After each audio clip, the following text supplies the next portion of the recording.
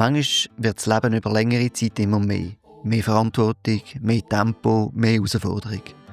Aber ist mehr auch immer besser? Was ist, wenn man sich entschließt, nicht mehr im Aussen nach mehr zu suchen, sondern nach innen zu schauen? Mein Gespräch ist das mal mit Stefan Ebner. Als langjähriger Finanzchef, Vater von 3 Söhnen und Politiker hat er viel um die Ohren gehabt und gleichzeitig eine tiefe meditative Praxis entwickelt, die ihn bis heute trägt. Wir reden über Mahamudra, Vipassana und Dzogchen, über das Ringen mit dem Tod von seinem Sohn und von seiner Frau und wie die Spiritualität ganz konkret im Alltag Platz findet. Ein zentrales Thema ist Pronto, ein Übungsweg, den Stefan selber geschaffen hat. Es ist ein Weg für mehr Gewahrsein, Klarheit und Verbindung, gerade wenn das Leben turbulent ist. Es geht um frühe spirituelle Erfahrungen im katholischen Kontext, ums Loslassen vom Glauben und um die Frage, was es heisst, mit einer tiefen Praxis mitten im Beruf, in der Politik und in der Gesellschaft präsent zu sein.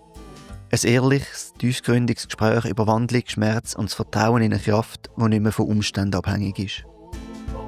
Bevor wir starten, noch das. Der Podcast ist ein Herzensprojekt. Ich verzichte bewusst auf Werbung und will ihn für alle zugänglich behalten. Wenn du ihn unterstützen willst, dann freue ich mich über ein Like, einen Kommentar oder wenn du weiterempfiehlst. Den Podcast mache ich in meiner Freizeit, aber ganz gratis ist er nicht. Billett für Reisen zu den Interviews, für Technik, Abo und Hostingkosten fallen an. Falls du etwas zu diesen Kosten beitragen willst, dann geht das ganz einfach über die Wind. Die Infos dazu findest du auf meiner Website www.meditationsszene.ch unter Spenden oder in den Shownotes. Jetzt aber zum Gespräch mit dem Stefan. Willkommen bei Meditationsszene Schweiz. Ich bin Lukas Wittmer. Heute rede ich mit Stefan Ebner. Der Stefan ist Vater von 3 Söhnen und ist 27 Jahre lang Finanzchef und stellvertretender Direktor im St. Clara Spital zu Basel gewesen. Während 6 Jahren ist er zusätzlich im Kantonsparlament von Basel-Stadt gesessen. Parallel zu seinem fordernden Job und seinem Familienleben hat ihn immer wieder die Frage begleitet, wie kann man ganz einfach zufrieden sein und trotzdem etwas bewegen? Wie lässt sich ein voller Alltag mit innerer Ruhe, Zuversicht und Zufriedenheit verbinden? Gerade in einer Welt, die uns täglich mit beunruhigenden Nachrichten konfrontiert. Antworten hat der Stefan vor allem in der buddhistischen Praxis gefunden, besonders in der Achtsamkeit, im Mahamudra und im Dzogchen. Über viele Jahre hat er MBSR-Kurs gegeben, Leute in schwierigen Lebensphasen begleitet und Vorträge über Achtsamkeit und buddhistische Themen gehalten. Heute steht sein eigenes Übungsprogramm Pronto im Mittelpunkt. Ein Weg, der dazu dienen soll, durch die Entdeckung vom Bewusstsein selber auch in belastenden Zeiten eine innere Haltung von Ruhe, Klarheit und Vertrauen zu kultivieren. Der Stefan hat Ausbildungen in MBSR, essentieller Psychotherapie, Bessotherapie und Ressourcentherapie gemacht. Seit seiner Frühpensionierung Ende 2022 widmet sich der Stefan ganz der Frage, wie er das, was ihm selber geholfen hat, weitergeben kann. In Kurs, in Gesprächen, über seine Webseite und vielleicht auch durch das Gespräch hier. Stefan, vielen Dank, dass ich zu dir kommen darf, um das Gespräch zu führen. Ja, danke, Lukas, dass du mich besuchst und ich bin ganz gespannt auf die Fragen und auf unser Gespräch. Ja, Stefan, da steht, Leute begleiten in schwierigen Situationen. Wie geht es dir? Mir geht es gut, einerseits, und andererseits bin ich tatsächlich momentan gerade selber in so einer schwierigen oder einer Ausnahmesituation, weil meine Frau sich dieses Jahr am 1. Mai, also ist jetzt 2 Wochen her, das Leben genommen hat. Und insofern selbstverständlich, das ist eine sehr spezielle Situation von Trauer einerseits und andererseits aber auch ganz viele andere Gefühle. Und das ganz Verrückte ist, und das wird auch spannend, das zu merken, dass man eigentlich gleichzeitig oder fast gleichzeitig, aber zumindest im Leben ist gleichzeitig ganz unterschiedliche Stimmungen und Gefühle haben. Und damit man das vielleicht versteht, nur 2, 3 Worte. Meine Frau ist schon länger psychisch krank gewesen, schon seit vielen Jahren. Wir sind 36 Jahre geheiratet und seit 27 Jahren hat es immer wieder Phasen gegeben, wo es ihr wirklich nicht gut gegangen ist. Und insofern ist jetzt der Tod nicht völlig überraschend. Es ist schon ab und zu fast einmal so weit gesehen, dass es hat können passieren. Und insofern ist wieder ein bisschen übertrieben gesagt, es ist fast eine gewohnte Situation, das war nicht richtig. Aber es ist natürlich etwas, weil wir schon häufig, oder ich schon häufig auch mit meinen anderen Familienmitgliedern schon ganz nah an der Schwelle gestanden sind und es hätte auch früher noch passieren. Ist jetzt, was tatsächlich passiert ist, nicht total wie ein Blitz aus heiterem Himmel. Weil vielleicht sonst, wenn wir sonst jemanden verlieren und der verunfallt plötzlich oder nimmt sich völlig unerwartet das Leben und wir haben keine Anzeichen gehabt dafür, dann trifft es einem natürlich in aller Härte. Mhm. Ich habe das schon einmal erlebt, eher so, wie ich es jetzt gerade gesagt habe, was sich unser mittlerer Sohn mit 23 aus Leben genommen hat. Dort ist es eher er hat eher den Blitzcharakter gehabt. Und das ist nicht auch schon so eine wirklich Ausnahmesituation, sehr eine spezielle Situation gesehen in meinem Leben und auch dem von meinen Angehörigen, insbesondere von meinen beiden Söhnen und damals auch noch von meiner Frau. Mhm. Ja. Ja, wir haben ja vor dem Gespräch auch darüber geredet, wollen wir das Gespräch wirklich jetzt machen oder nicht? Ist jetzt der richtige Zeitpunkt oder nicht? Und du hast es eben geschildert, in dieser wirklich auch ambivalenten Stimmung, eine Gefühlslage, wo du bist. Wir haben entschieden, ja, wir machen es. Mhm. Und ich bin sehr gespannt und steige jetzt vielleicht doch auch noch so ein bisschen wieder am Anfang ein, wo ich sonst einmal einsteige und möchte nachher aber schon einmal auf die schwierigen Lebenssituationen zurückkommen. Weil etwas, was dir ja, glaub, gesagt hast, immer geholfen hat in diesen schwierigen Situationen, ist die Meditation gewesen. Und der Podcast «Meditationsszene Schweiz», das ist ja eigentlich auch ursprünglich der Grund, dass wir das Gespräch schon vor längerer Zeit abgemacht haben, ist, ja, wie bist du zur Meditation gekommen? Bist du schon ja, als Kind irgendwie spirituell oder meditativ interessiert gewesen, oder wie bist du zu dem gekommen? Ja, ich glaube schon. Ich kann nicht genau sagen, wenn das angefangen hat, aber ich glaube so, ich habe immer so irgendwie spirituellen Einschlag gehabt, sagen wir mal, auf irgendeine Art, wo meine Eltern auch ab und zu ein bisschen komisch gefunden haben. Die haben sich dann oft Sorgen um mich gemacht, weil ich mir irgendwie so eine Art Altar oder etwas gebaut habe, was mich irgendwie inspiriert hat. Also schon als jüngerer Bub, so irgendwie 12, 13 oder irgendwie so. Also mir hat das schon immer irgendwie inspiriert und familienmäßig bin ich damals und meine Eltern auch damals noch und meine Familie, ich habe noch 2 Geschwister, die ich aufgewachsen habe, dürfen aufwachsen mit ihnen und meine Eltern sind im Katholischen verankert gewesen. Wir sind also auch regelmäßig in die Kirche gegangen dort. Und das hat mich sehr angesprochen. Auch die ganze Ritual, die ganze Bildwelt. Ich selber denke ganz stark in Bilder. Das hat mich angesprochen. Und ich bin dann auch viele Jahre Messdiener gesehen und habe das mit Leidenschaft gemacht. Gerade die ganze Osterliturgie, wenn man dort ein bisschen Zugang hat, und das habe ich damals wirklich gehabt, ich habe in dem gelebt, ähm, ist das eine unglaublich intensive Zeit, so die Karwoche. Oder auch vor der Weihnacht mit Oratemessen früh am Morgen und so. Also ich bin ganz stark in dem daheim gesehen, habe das lang gemacht, bis, weiß ich genau in welches Alter, aber über 20, bin über 20 gesehen. Und damals habe ich jetzt mit Meditation im Sinn eigentlich nicht direkt so, jetzt habe ich nicht meditiert, aber viel Gebet. Und ich bin dann vor allem auch so während der Gymi-Zeit, da haben wir irgendwie die Reformation durchgenommen, ich weiss nicht genau warum, auf jeden Fall sind dort die Jesuiten aufs Tapet gekommen.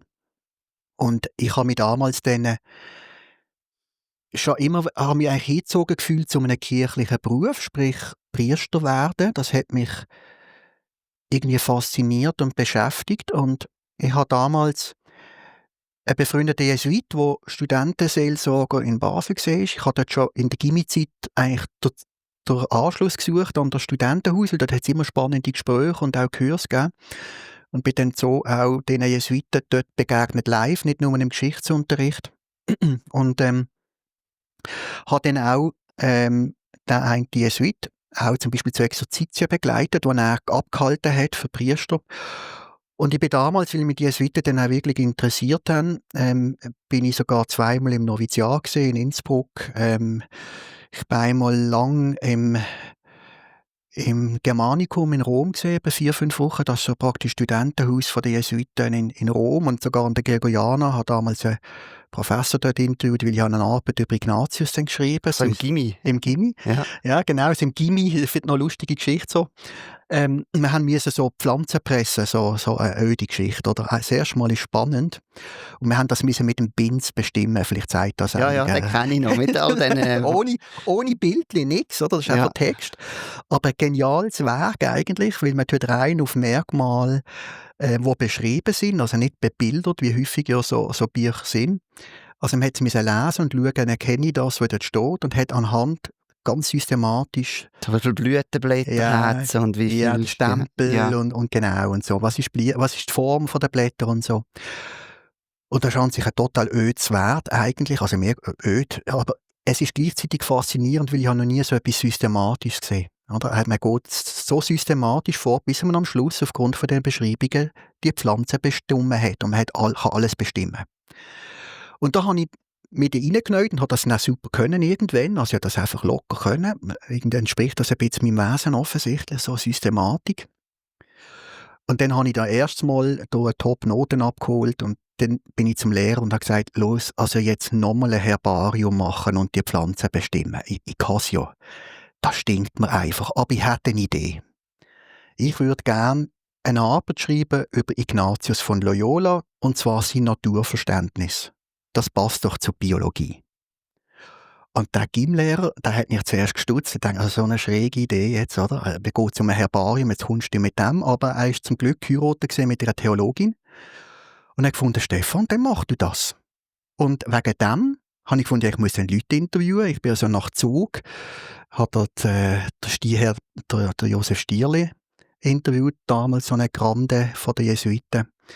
Zu diesem Thema, die haben alle nicht viel dazu können sagen, es hat kein Buch und nichts gegeben zu diesem Thema. Also es ist nicht nur gelegen wie beim Franziskus, wo man ja weiss, der hat mit dir geschwätzt, und das ist bei Ignatius eigentlich nicht der Fall gewesen. Also eigentlich gar nicht auf der Hand gelegen. Also du hast eigentlich einfach die Ignatius spannend gefunden und hast etwas gebraucht, aber Natur hast du noch nicht... Wo zu Bio passt. Aber es hat keinen Anknüpfungspunkt. Nein, ich musste den Biolehrer abholen. Oder? Dann habe ich gefunden, komm, Naturverständnis von Ignatius von Loyola. Ja. Und der hat zum Glück eingewilligt. Und dann habe ich gefunden, ja, wie komme ich an die Sachen an?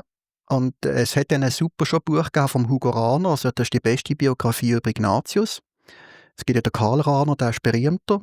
Der Hugo Rahner ist sein Bruder und der hat eigentlich ein Top-Buch geschrieben, Ignatius von Loyola. Also wenn jemand das interessiert, das ist das Buch, das man empfehlen kann. Ich weiß nicht, ob man es noch kaufen kann. Und gleichzeitig habe ich dann irgendwie Kontakt gekriegt zu einem italienischen Jesuit und der hat mich dann vermittelt in das Germanicum. Ich habe dort 4 Wochen gelebt, praktisch in diesem Studentenhaus mitten in Rom, und mit diesen Professor an der Gregoriana interviewen zu diesem Thema. Der hat mir zwar auch nicht zu viel können sagen, und am Schluss habe ich dann einfach, weil da gibt es eigentlich nicht viel dazu zu sagen, offensichtlich. Aber ich habe dann aufgrund von dem eine Arbeit geschrieben und habe auch eigene Fotos gemacht dazu und entwickelt auch und so. Und habe dann die Arbeit abgegeben. Und da hat das der Hammer gefunden, der Biolehrer. Und ich habe es toll gefunden, dass ich meine Zeit mit dem verbringen kann, wo mich fasziniert. Und da habe ich viel, viel, viel mehr Zeit investiert. Eben 4 Wochen von meinen Sommerferien, wo ich dann in Rom war. Und habe dann die Arbeit geschrieben. Aber über das habe ich nicht ganz viel über Ignatius gelernt, über die Jesuiten gelernt. Ich habe dann die Bücher gewälzt. Und die Jesuiten sind ja vor allem bekannt wegen ihrem Exerzitienprogramm, 30-tägigen Exerzitien, wo es eigentlich darum geht, eine eigene innere Berufung zu klären. Sehr spannende Geschichte. Und habe so viel über die gelernt. Ich bin aber dann noch 2-mal auch in Innsbruck gesehen, bei den Jesuiten. Also so habe ich den Biounterricht brauchen, um da eigentlich mein Interesse, und du hast mir ganz am Anfang gefragt, du hast das schon immer dir ein bisschen so, ja, offensichtlich, ja, dass du auf so eine schräge Idee ein bisschen kommst, jetzt statt Pflanzenpresse eine Arbeit über Ignatius zu schreiben, hat schon ein bisschen etwas, ja. Das ist so ein bisschen, so bin ich ein bisschen unterwegs gewesen. Und irgendwann hast du doch noch ganz ein spezielles Erlebnis gehabt. Ja, das ist eigentlich auch in dieser Zeit. Und zwar ist eigentlich ein Erlebnis, wo mir zurückblickend, ich bin jetzt ja 60, und das ist damals gesehen. Mit 16 haben meine älteren Freunde eingeladen zum Nachtessen. Ich glaube, es hat Fondue gegeben. Und das ist irgendwie gesehen im November rum, also wo man auch Fondue isst in dieser Jahreszeit. Und dort sind wir ins Gespräch gekommen, auf ein Dorffest. Ich habe damals in Pfäffiken gewohnt, Basel-Land. Und Pfäffiken hat 2 Jahre später, also im 83, ja, also im 81 ist das Nachtessen gewesen, und im 83, also 1,5 Jahre später praktisch, ist 750 Jahre Jubiläum gesehen von Pfäffiken. Und wir haben irgendwie, meine Eltern haben über das geschwätzt mit ihren Freunden, und ich bin einfach nebendran gesessen und habe mein Brot in das Gackelon gehabt, und auf einmal, und das ist mir nie mehr vorher und nie mehr nachher passiert, etwas Vergleichbares. Und so als rationaler Mensch ist das ja, was ist das eigentlich gesehen? Ich habe einfach nicht gedacht, sondern wie eine Stimme gehört: «Stefan, das Dorffest wirst du nicht mehr erleben.» Einfach eine Stimme. Ich könnte nicht mehr sagen, ob es jetzt eine Frauenstimme war oder eine Männerstimme. Mhm. Aber wirklich eine Stimme. Und das hat mich total erschüttert. Ich dachte, also, wir haben nicht über Tod geredet und nichts. Also es ist einfach wie ein Blitz aus heiterem Himmel. Es ist auch nicht gerade irgendein Todesfall kurz vorher gesehen in meiner Familie oder irgendwie im Umfeld, wo ich mich daran erinnern könnte. Also wirklich einfach Tag, einfach während dem Nachtessen, beim Fondue-Essen. Und weil ich halt damals eben Messdiener gesehen bin und einen guten Kontakt hatte zu einem tollen Pfarrer, den man kann, bin ich zu ihm und habe gesagt: «Du, los, hey, das stimmt, was meinst du dazu? Wie muss ich das einordnen?» Und da hat man auch nichts Gescheites dazu sagen. Also, ich bin eigentlich mit dieser Stimme in mir alleine unterwegs gewesen. Und das ist 1,5 Jahre gegangen bis zum Dorffest. Und das hat mich einfach ganz tief mit der Frage in Berührung gebracht, ja, wie wäre es jetzt, wenn ich tatsächlich würde sterben? Ich weiss nicht, ich habe nicht eine Diagnose gekriegt, oder? Ich habe nicht gewusst, an was. Ist es ein Unfall? Habe ich irgendwie einen Hirnschlag? Oder kriege ich noch irgendeine Krankheit, wo ich mich jetzt so gesund fühle? Also keine Ahnung. Also wirklich speziell. Aber die Frage hat mich echt umgefliegt. Die ist nicht einfach, die habe ich wieder vergessen.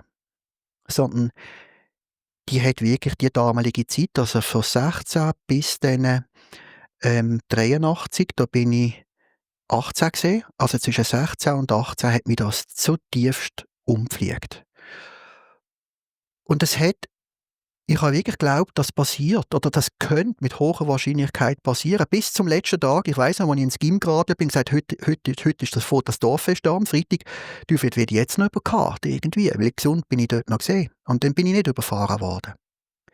Und schon vorher, also dann um die Weihnachtszeit herum, das Dorffest war im Juni, also im Sommer, und schon etwa knapp ein halbes Jahr vorher, so in der Winterzeit, habe ich auf einmal einfach für mich sagen, also ich bin wirklich zu einer tiefen Akzeptanz gekommen, oder ja, wenn ich sterbe, dann ist es okay.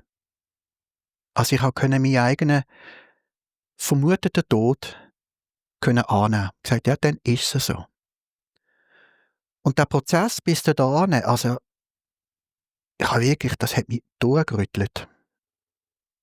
Und ich habe darum ein bisschen ein bisschen nachvollziehen zu können, wie es wäre, wenn man so eine Diagnose kriegt. Also ich habe den Prozess wie erlebt, was das würde bedeuten.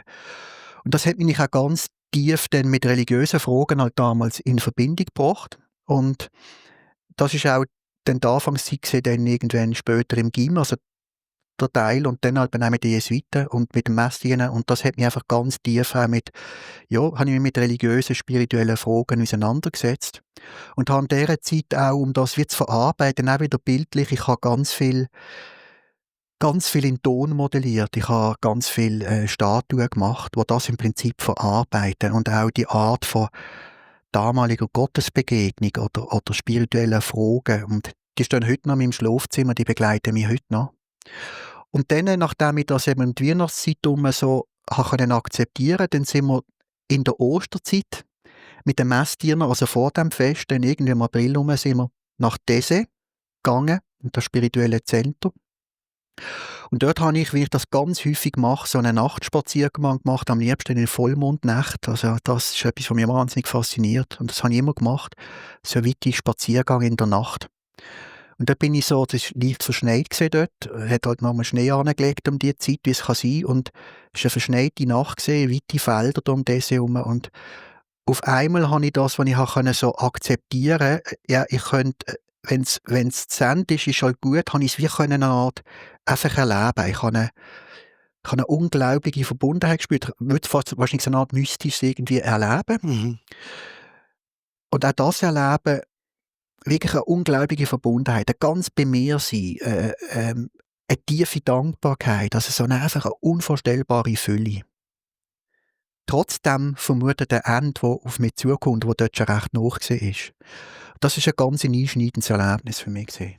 Und wie war es dann, wo das Dorffest da war und durch war und das Ende nicht da war? Ist das irgendwie eine grosse Erleichterung gewesen, oder auf eine Art fast so eine Lehre im Sinne von... Es war eigentlich ein bisschen wie eine Lehre gewesen. Und ich habe dann versucht, das Ereignis, das mystische Ereignis im Tag transferieren. Und ich habe das auch beschrieben und auch wieder ein Bild dazu gemacht und so. Und das ist mir aber wie nicht gelungen. Also heute würde ich sagen, weiss ich, da kommen wir vielleicht noch drauf, weiss ich, was dort passiert ist. Ich hätte heute Mittel dazu und Spruch und auch Praxis, um so ein Erlebnis zu kultivieren, ist falsch. Aber weiter, vor allem im Tag, dann zu integrieren, das habe ich damals wollen. Aber weil ich nicht gewusst habe, wie es ist und wie ich das eigentlich mache. Und auch aus diesem christlichen Umfeld. Leider hat ja zwar Stundengebet und Gebetspraxis gibt's im Christentum, aber es gibt nicht eine Meditationspraxis, wie man das aus dem buddhistischen Hintergrund kennt. Das hat leider das Christentum nicht in dieser Form entwickelt. Und darum habe ich das nicht geschafft zu integrieren eigentlich in meinen Alltag. Oder? Und wenn du sagst, das scheint ja jetzt wirklich Aber du hast die Erleichterung angesprochen. der Erleichterung, sag noch. Also, es ist nicht, ich bin ein bisschen, schon, so weit ich mich noch erinnern kann, schon ein bisschen, ja, und jetzt? Aber was das Erlebnis gebracht hat, und das hat nachgewirkt in meinem Leben. Also ich liebe das Leben. Und das Leben habe ich erlebt als etwas unvorstellbar Kostbares, als etwas, wo jeden Tag ein Geschenk ist und wo es wirklich darum geht, was mache ich mit dieser Zeit, die mir geschenkt ist. Und ich habe das Leben, das ich hatte, und das ist auch heute noch so, wenn ich wieder dann zurückdenke, jetzt ist wieder ein Jahrestag von diesem Erlebnis, habe das in meinen Kalender eingespeichert. Dann denke ich, hey, mittlerweile sind es 40 Jahre her und ich lebe immer noch und ich bin so dankbar dafür. Also auf eine Art ist es fast ein bisschen so, wie wenn du einen Unfall überlebt hättest, oder? Ja, und das hat mir also auch nicht mehr losgelassen. Ich glaube, das hat ein Stück weit dazu beigetragen. Ich bin wahrscheinlich grundsätzlich, habe ich wirklich das Glück, dass ich einfach das Leben gerne habe und nicht eine psychische Einschränkung habe wie meine Frau, die das nicht so gelebt hat. Also es ist jedem Mensch geschenkt. Ich habe das Geschenk, warum auch immer. Aber das Erlebnis damals, dass es eben wirklich halt endlich ist, das ist mir ganz klar bewusst. Und das hat mich seitdem immer begleitet. Und darum erlebe ich jeden Tag als ein Geschenk. Ja. Wenn die Spiritualität, also eben, du bist auf Rom, du hast die Arbeit geschrieben, du hast das Erlebnis gehabt, so tief war, dann staune ich, dass du nachher gleich Ökonomie studiert hast und nicht irgendwie in eine theologische Richtung gegangen bist. Ja, das staune ich auch. Also, eigentlich ist das einfach ganz purer Pragmatismus. Oder? Also, weil ich habe dann schon gemerkt, also ich habe mir immer eine Familie gewünscht und immer. Und eigentlich auch eine Partnerschaft. Und das hat sie nicht gebissen mit dem. Denke ich, wird Priester werden. Leider ja heute noch so. Mal schauen, ob es der neue Papst dann endlich schafft, das Zölibat einmal zumindest freizustellen. Und damals war es nicht so gesehen und ich habe wirklich mit dem unvorstellbar gerungen. Und ich habe dann, ich bin erst ein Sportsünder gesehen, ich bin erst verspätet ins Gym, ich bin zuerst in der Handelsschule gesehen und dann ist nicht die Frage, wenn die Handelsschule in der Mitte nicht unterbrochen, weil ich einfach zu gut war und ich habe immer auch ins Gym machen. Dann hat einmal ein Lehrer gesagt, warum gehst du nicht einfach? Und ich fand, ja, warum eigentlich nicht? Und habe eine Aufnahmebriefung gemacht und bin halt dann ins Wirtschaftsgym, weil ich schon in der Handelsschule gesehen bin. Aber dann habe ich das Wirtschaftsgym gemacht und ja, und wenn du ein Wirtschaftsgym gemacht hast, ist ja auch sehr offen und pragmatisch. Also machst du das, ist eigentlich nicht meine Leidenschaft. Ich habe nie gesehen, ich fühle mich nicht als Ökonom. Musst mich nicht fragen, ökonomisch. Es war eher eine peinliche Veranstaltung. Aber es ist halt offen, relativ weit. Und dann habe ich halt das gemacht. Und vor allem auch habe ich einfach gewusst, ja, wenn ich Theologie studiere, ja, was werde ich denn? Laientheologe. Und schon das Wort Laientheologe ist wahrscheinlich, ja, nicht gerade, ist eben ein Laie, obwohl er genau das Gleiche studiert hat wie ein Priester, vielleicht sogar noch viel mehr. Also der Weg hat mich nicht angemacht. Und was machst du, wenn du Theologie studiert hast, nachher? Wenn du Familie vielleicht noch willst? Also, dann habe ich gefunden, komm, machst du mal Wirtschaft, machst nichts Dümmeres. Aber also ich habe gelitten in diesem Wirtschaftsstudium. Also ich habe dort die Krise geschoben. Und ich habe es eigentlich nur überlebt, weil damals ist noch nicht das heutige System, das, wie heisst das? Also Bologna. Genau, Bologna, danke. Das Bologna-System, das ist also noch nicht so verschult gewesen. Und damals, ich habe also die letzten Jahre miterlebt, wo das Wirtschaftsstudium zu Basel noch eher eigentlich ein Sozialstudium war. Es ist dann gerade so ein Übergang gewesen in die Mathematisierung und so, wo dann ich habe nichts damit anfangen und in Modell denken. Und damals ist es zum Teil noch eher geschichtlich orientiert gewesen.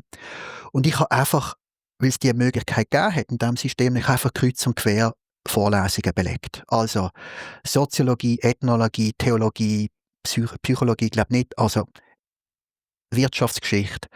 Und das hat mich am Leben erhalten. Also ich hätte sonst das Wirtschaftsstudium nicht ausgehalten. Das hat mich total angeödet. Und ich habe immer Themen gesucht, bis am Schluss meine Leitsarbeit, wo ich eigentlich einfach das Modelldenken in Frage gestellt habe, wo in der Ökonomie immer mehr hat angefangen zu dominieren. Können wir überhaupt Modellvorsagen treffen über die Wirklichkeit und wo sind Grenzen? Also ich habe immer so mich an den Grenzen bewegt vom Studium. Mhm. Und immer solche Themen gesucht in den Seminarabend. Und so habe ich es überlebt. Und trotzdem bist du dann irgendwann Finanzdirektor vom St. Ja. Clara Spital Ja. geworden. Also ich hoffe, ein bisschen ökonomische Ahnung hast du doch gehabt. Ja. Und Ja, also weißt du, vielleicht ist das, ja, klar. Also für den Übergang ist dann noch gesehen, am Ende von meinem Studium habe ich in einem Studentenlager, einem katholischen Studentenlager, meine Frau kennengelernt. Kommt von Warschau ursprünglich. Und dann habe ich auf einmal gemerkt, ja, also jetzt ist die Frage, wird jetzt Priester oder nicht mehr, ist nicht mehr theoretisch. Also, wir haben uns ineinander verliebt. Und ich habe jetzt einfach gedacht, bevor ich mich aber auf die Beziehung einlasse, ich muss das klären. Und dann habe ich nochmal die Unterstützung von den Jesuiten in Anspruch genommen und ich bin ein 3-tägiges Exerzitium nach Bern zum Studentenseelsorge, ich weiss leider den Namen nicht mehr, und habe wirklich mir 3 Tage Zeit genommen, um die Frage zu prüfen. Lasse ich mich tiefer auf die Beziehung ein zu dieser Frau, und ich mich verliebt habe drin, oder sage ich los, ich bin zwar verliebt, aber weisst, das ist meine Berufung. Und am Ende von diesem Exerzitium ist für mich klar gewesen, nein, mein Weg ist nicht in der Orden. Und mein Weg ist ins weltliche Leben. Und dann halt wieder pragmatisch, du hast Wirtschaft studiert, was machst jetzt über Wirtschaftsgeschichte mache. Ja, Lehrer hat mich lange fasziniert. Also das habe ich lange, habe auch mal Gym sogar besucht und so, habe ich dann aber auf die Seite gelegt. Und habe dann gefunden, ja, jetzt mache ich zuerst einmal Wirtschaftsprüfung. Auch wieder also pragmatisch einfach, weil ich gefunden, da siehst du in ganz viele Firmen rein, da bist du immer hinein.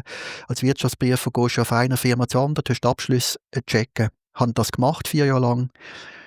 Auch für mich eine ganz schwere Zeit. Und damals bin ich dann schon geheiratet mit meiner Frau. Wir haben dann uns entschieden zu heiraten. Wir haben relativ schnell geheiratet, weil damals ist Polen in Solidarność-Zeit gesehen. Hat jederzeit können kippen in den Kriegszustand. Unsere verliebten Telefone sind abgehört worden, regelmäßig. Sie hat gar kein Telefon daheim gehabt, immer müssen in die Stadt fahren, dass wir telefonieren können. Und wir haben uns dann einfach entschieden, komm, wir heiraten, dann kann sie in die Schweiz und dann kann nicht mehr auf den riesigen Vorhang zugehen, je nachdem. Und wir haben dann geheiratet, am Abschluss von meinem Studium, und kurz bevor ich das Lied hatte, hat meine Frau gesagt, du weisst, ich bin schwanger. Und ich habe mich sehr gefreut und ich wusste, hey, jetzt musst du Gas geben. Jetzt noch irgendwie, ich habe immer gedacht, könntest du Assistent werden. Und so. Und gesagt, nein, komm, jetzt kommt ein Kind, oder? Toll, das habe ich immer wollen. Und dann habe ich gefunden, jetzt gehst du halt in die Wirtschaftsprüfung.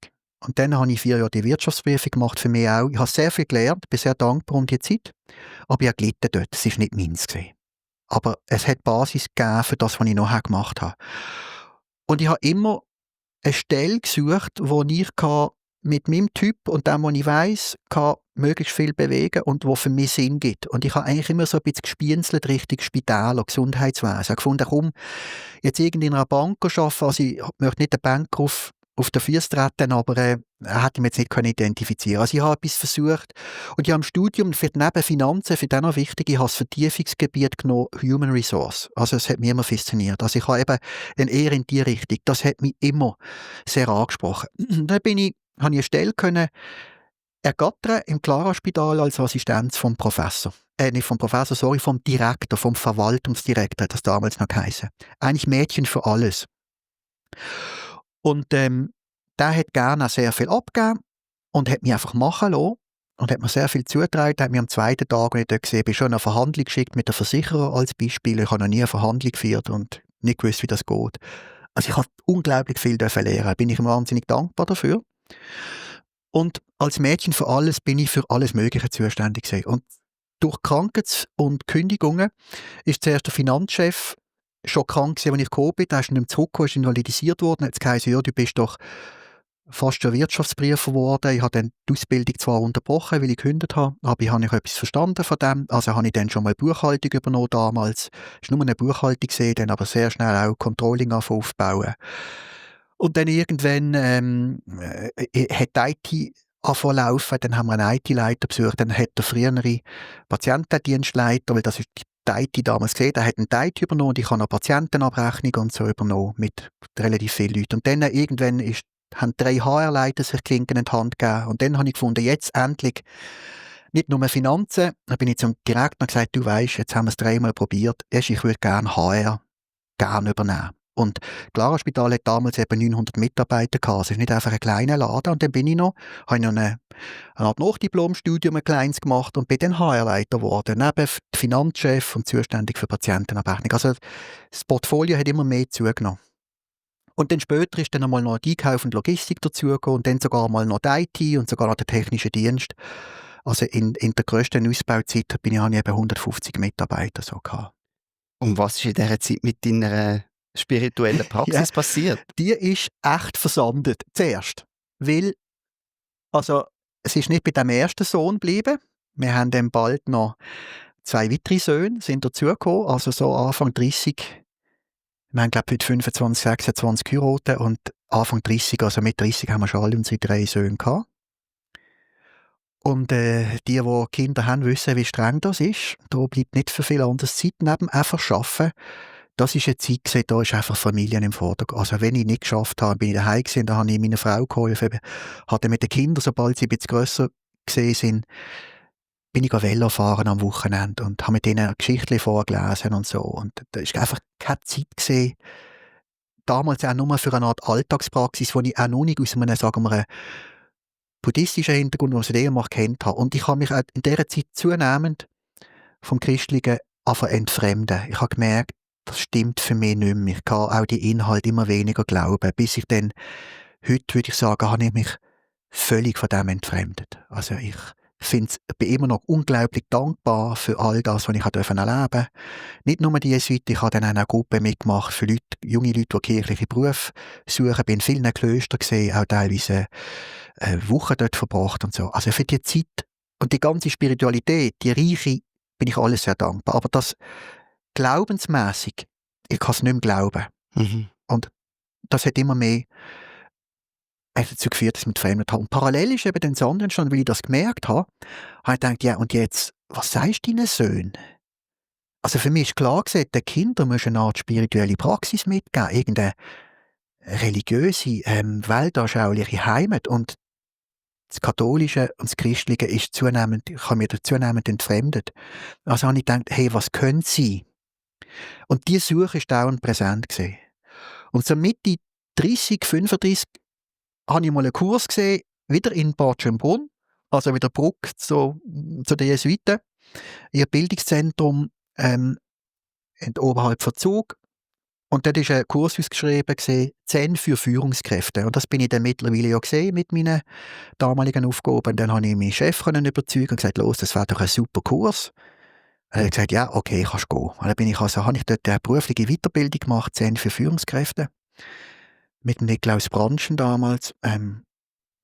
Das war interessant gewesen. Auch Kombi christlich. Und das sind ja Priester und gleichzeitig Zen-Lehrer. Mhm.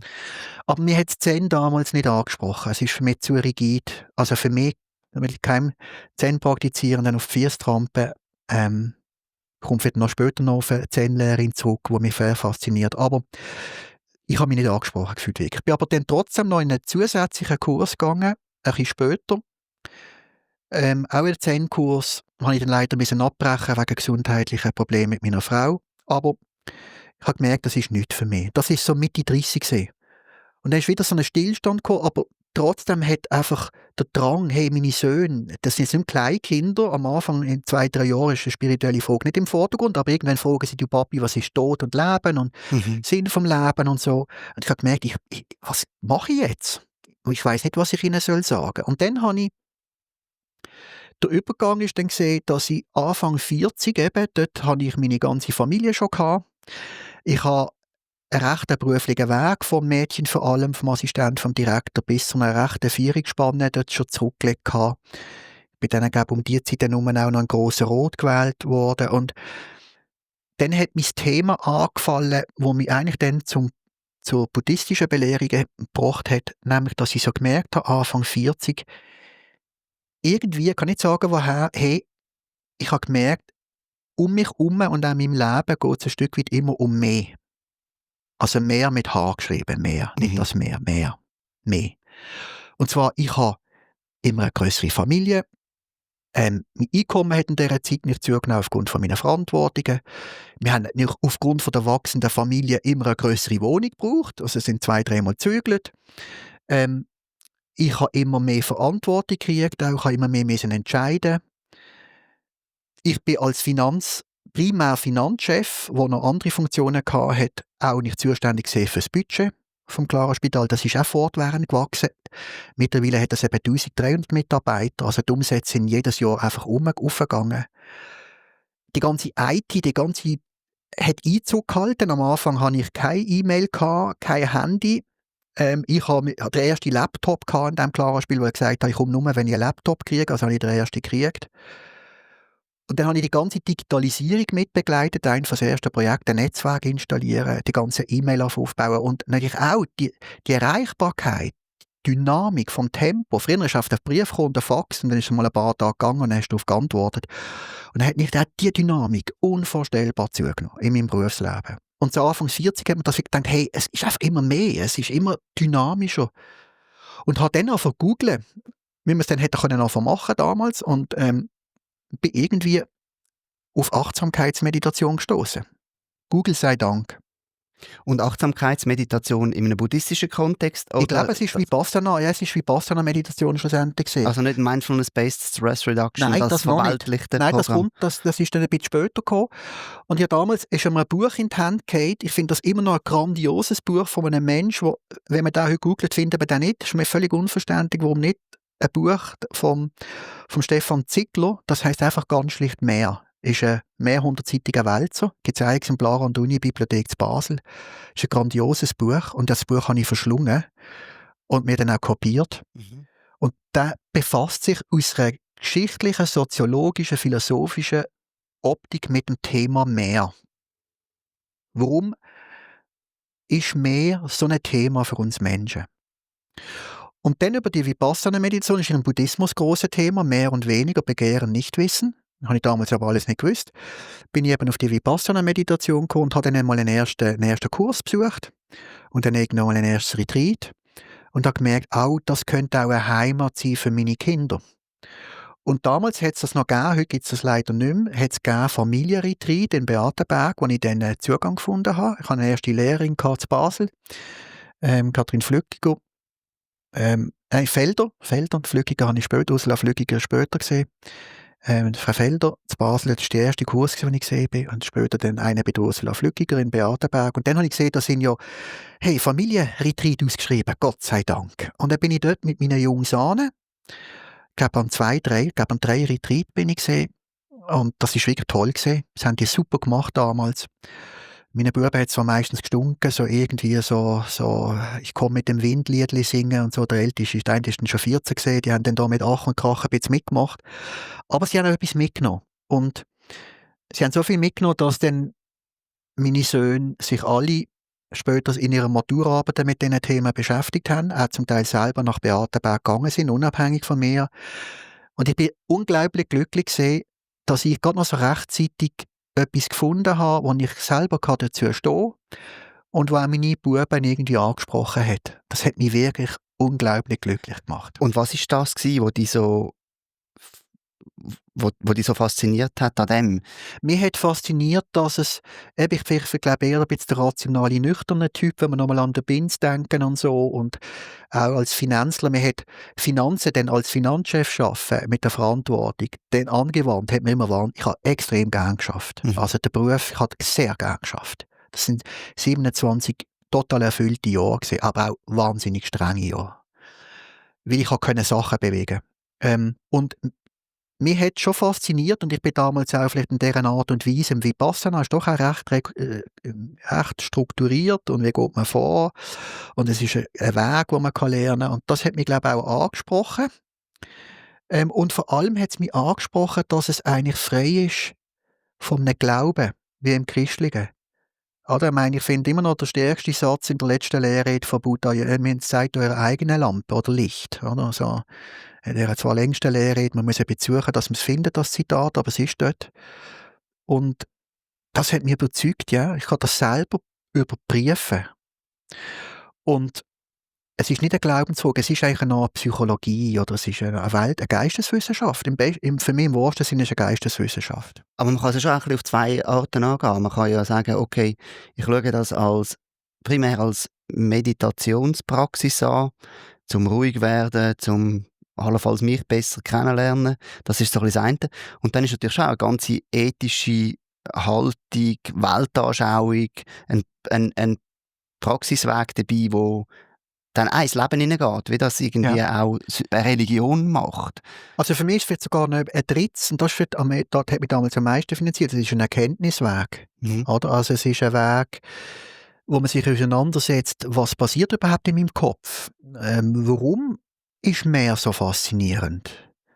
Mehr oder die Angst vor dem Weniger und eben das Unwissen. Unwissen, was ja heisst, ich weiss eigentlich nicht, was in mir abläuft. Ich sehe nicht meine Muster, ich kenne Bedingungen nicht, ich sehe nicht bedingtes Entstehen, ich sehe nicht Vergänglichkeit. Ich glaube ja, wenn ich eben immer nach mehr hechle, da liegt Befriedigung drin. Und ich meine, dort ein bisschen die Ernüchterung, die das bringt, die buddhistische Belehrung, klar anschauen, das hat mich, glaube ich, am meisten fasziniert, und dass es eben fast eine Art wissenschaftlichen Touch hat, wo aber eben ganz noch auch pragmatisch ist, also wo im täglichen Leben beobachtbar ist. Und weil mich damals eben die Jesuiten fasziniert haben, mir war nie ein Frage, bei den Benediktinern einzutreten oder bei einem anderen monastischen Orden, sondern ich habe immer, die Jesuiten haben mich damals so fasziniert, weil sie voll im Leben stehen. Eben Studentenseelsorger, Industrieseelsorger, oder also laufen nicht in einer Soutane oder in einer Kutte umeinander, dann siehst du eigentlich nicht an, dass sie Jesuiten sind. Und mir hat immer fasziniert, wie kann ich das in einem weltlichen Leben, also im Leben, im Beruf und in der Familie leben. Das nimmt mich jetzt Wunder, oder? Dann bist du dort an, hast Kurs gemacht, auch Familienkurs gemacht. Und wie schnell hast du nachher das in den Alltag hineingebracht? Also dann hat es nicht angefangen. Dann habe ich das für mich probiert, wie mache ich das? Wie bringe ich achtsame Momente in meinen Alltag, in meinen Familienalltag. Und sehr schnell hat es mich auch fasziniert, ja, eben, du hast vorhin schon mal im MBSR angesprochen. Ich habe dann einen Weg gesucht, ja, wie könnte ich auch etwas lernen, Techniken mit dem Stress, der eben da ist. Und es ist nicht nur ein belastender Stress, es ist auch euer Stress, aber es ist einfach mega. Also euer Stress ist der positive Stress. Genau, es ist einfach mega. Es ist kräftefordernd, auch wenn es Spass macht. Oder? Und wie halt ist in diesem Balance auch immer wieder zur Familie? Also ich habe häufig, die meiste Zeit in meinem Berufsleben habe ich weit über 10 Stunden, vielleicht 12, 13, 14 Stunden geschafft. Also, und wie bringst du das mit Familie zusammen? Wie bringst du das auch mit dem dann wieder aufkommenden spirituellen Leben? Dann langsam habe ich wieder mehr, sind die Kinder nicht ganz so klein gewesen, dann habe ich wieder an versuchen. Und dann bin ich irgendwie auf das MBSR-Programm gestoßen und habe gedacht, ja, Mindfulness-Based Stress Reduction, das ist ja super. Es hat ein Arzt entwickelt, der John Kabat-Zinn. Er hat zuerst mal das in einer Klinik angewendet, eigentlich damals für chronische Schmerzpatienten.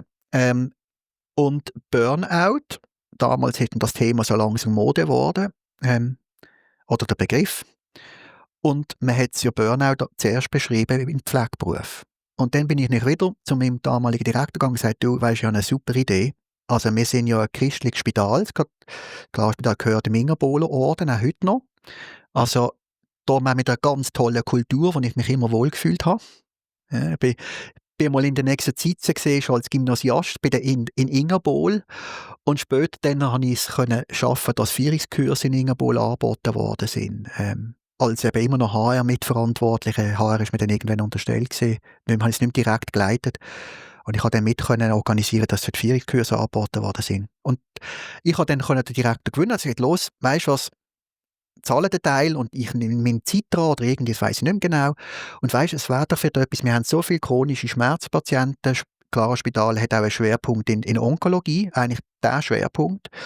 Und in ganz grosser Bauchchirurgie, häufig Colitis ulcerosus, Morbus Crohn, also schwere Krankheiten, chronische, wo man die Frage ist, wie geht man mit dem um? Und habe gefunden, hey, das könnte etwas sein für unsere Mitarbeiter, aber nicht nur, auch ja für Patienten. Und dann habe ich das okay gekriegt und dann habe ich die erste Ausbildung gemacht und habe dann gemerkt, ja, Techniken, Verfahren, wie kann ich aus einer Achtsamkeitsoptik, wie das John Kabat-Zinn top entwickelt hat, und ein 8-Wochen-Programm, das alltagsbegleitend stattfindet, das hat mich immer fasziniert. Also mit Retreat, Rückzug, habe ich nie sehr viel anfangen mit diesem Begriff. Ich habe das Wort für mich kreiert, Intreat, und habe da, glaube meistens manchmal ein bisschen meine Lehrer geärgert mit diesem Begriff.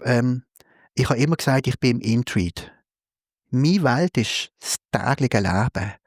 Und ich schätze sehr den Rückzug, auch schon ganz früh mit einem langen Spaziergang, aber meine Welt ist der Alltag.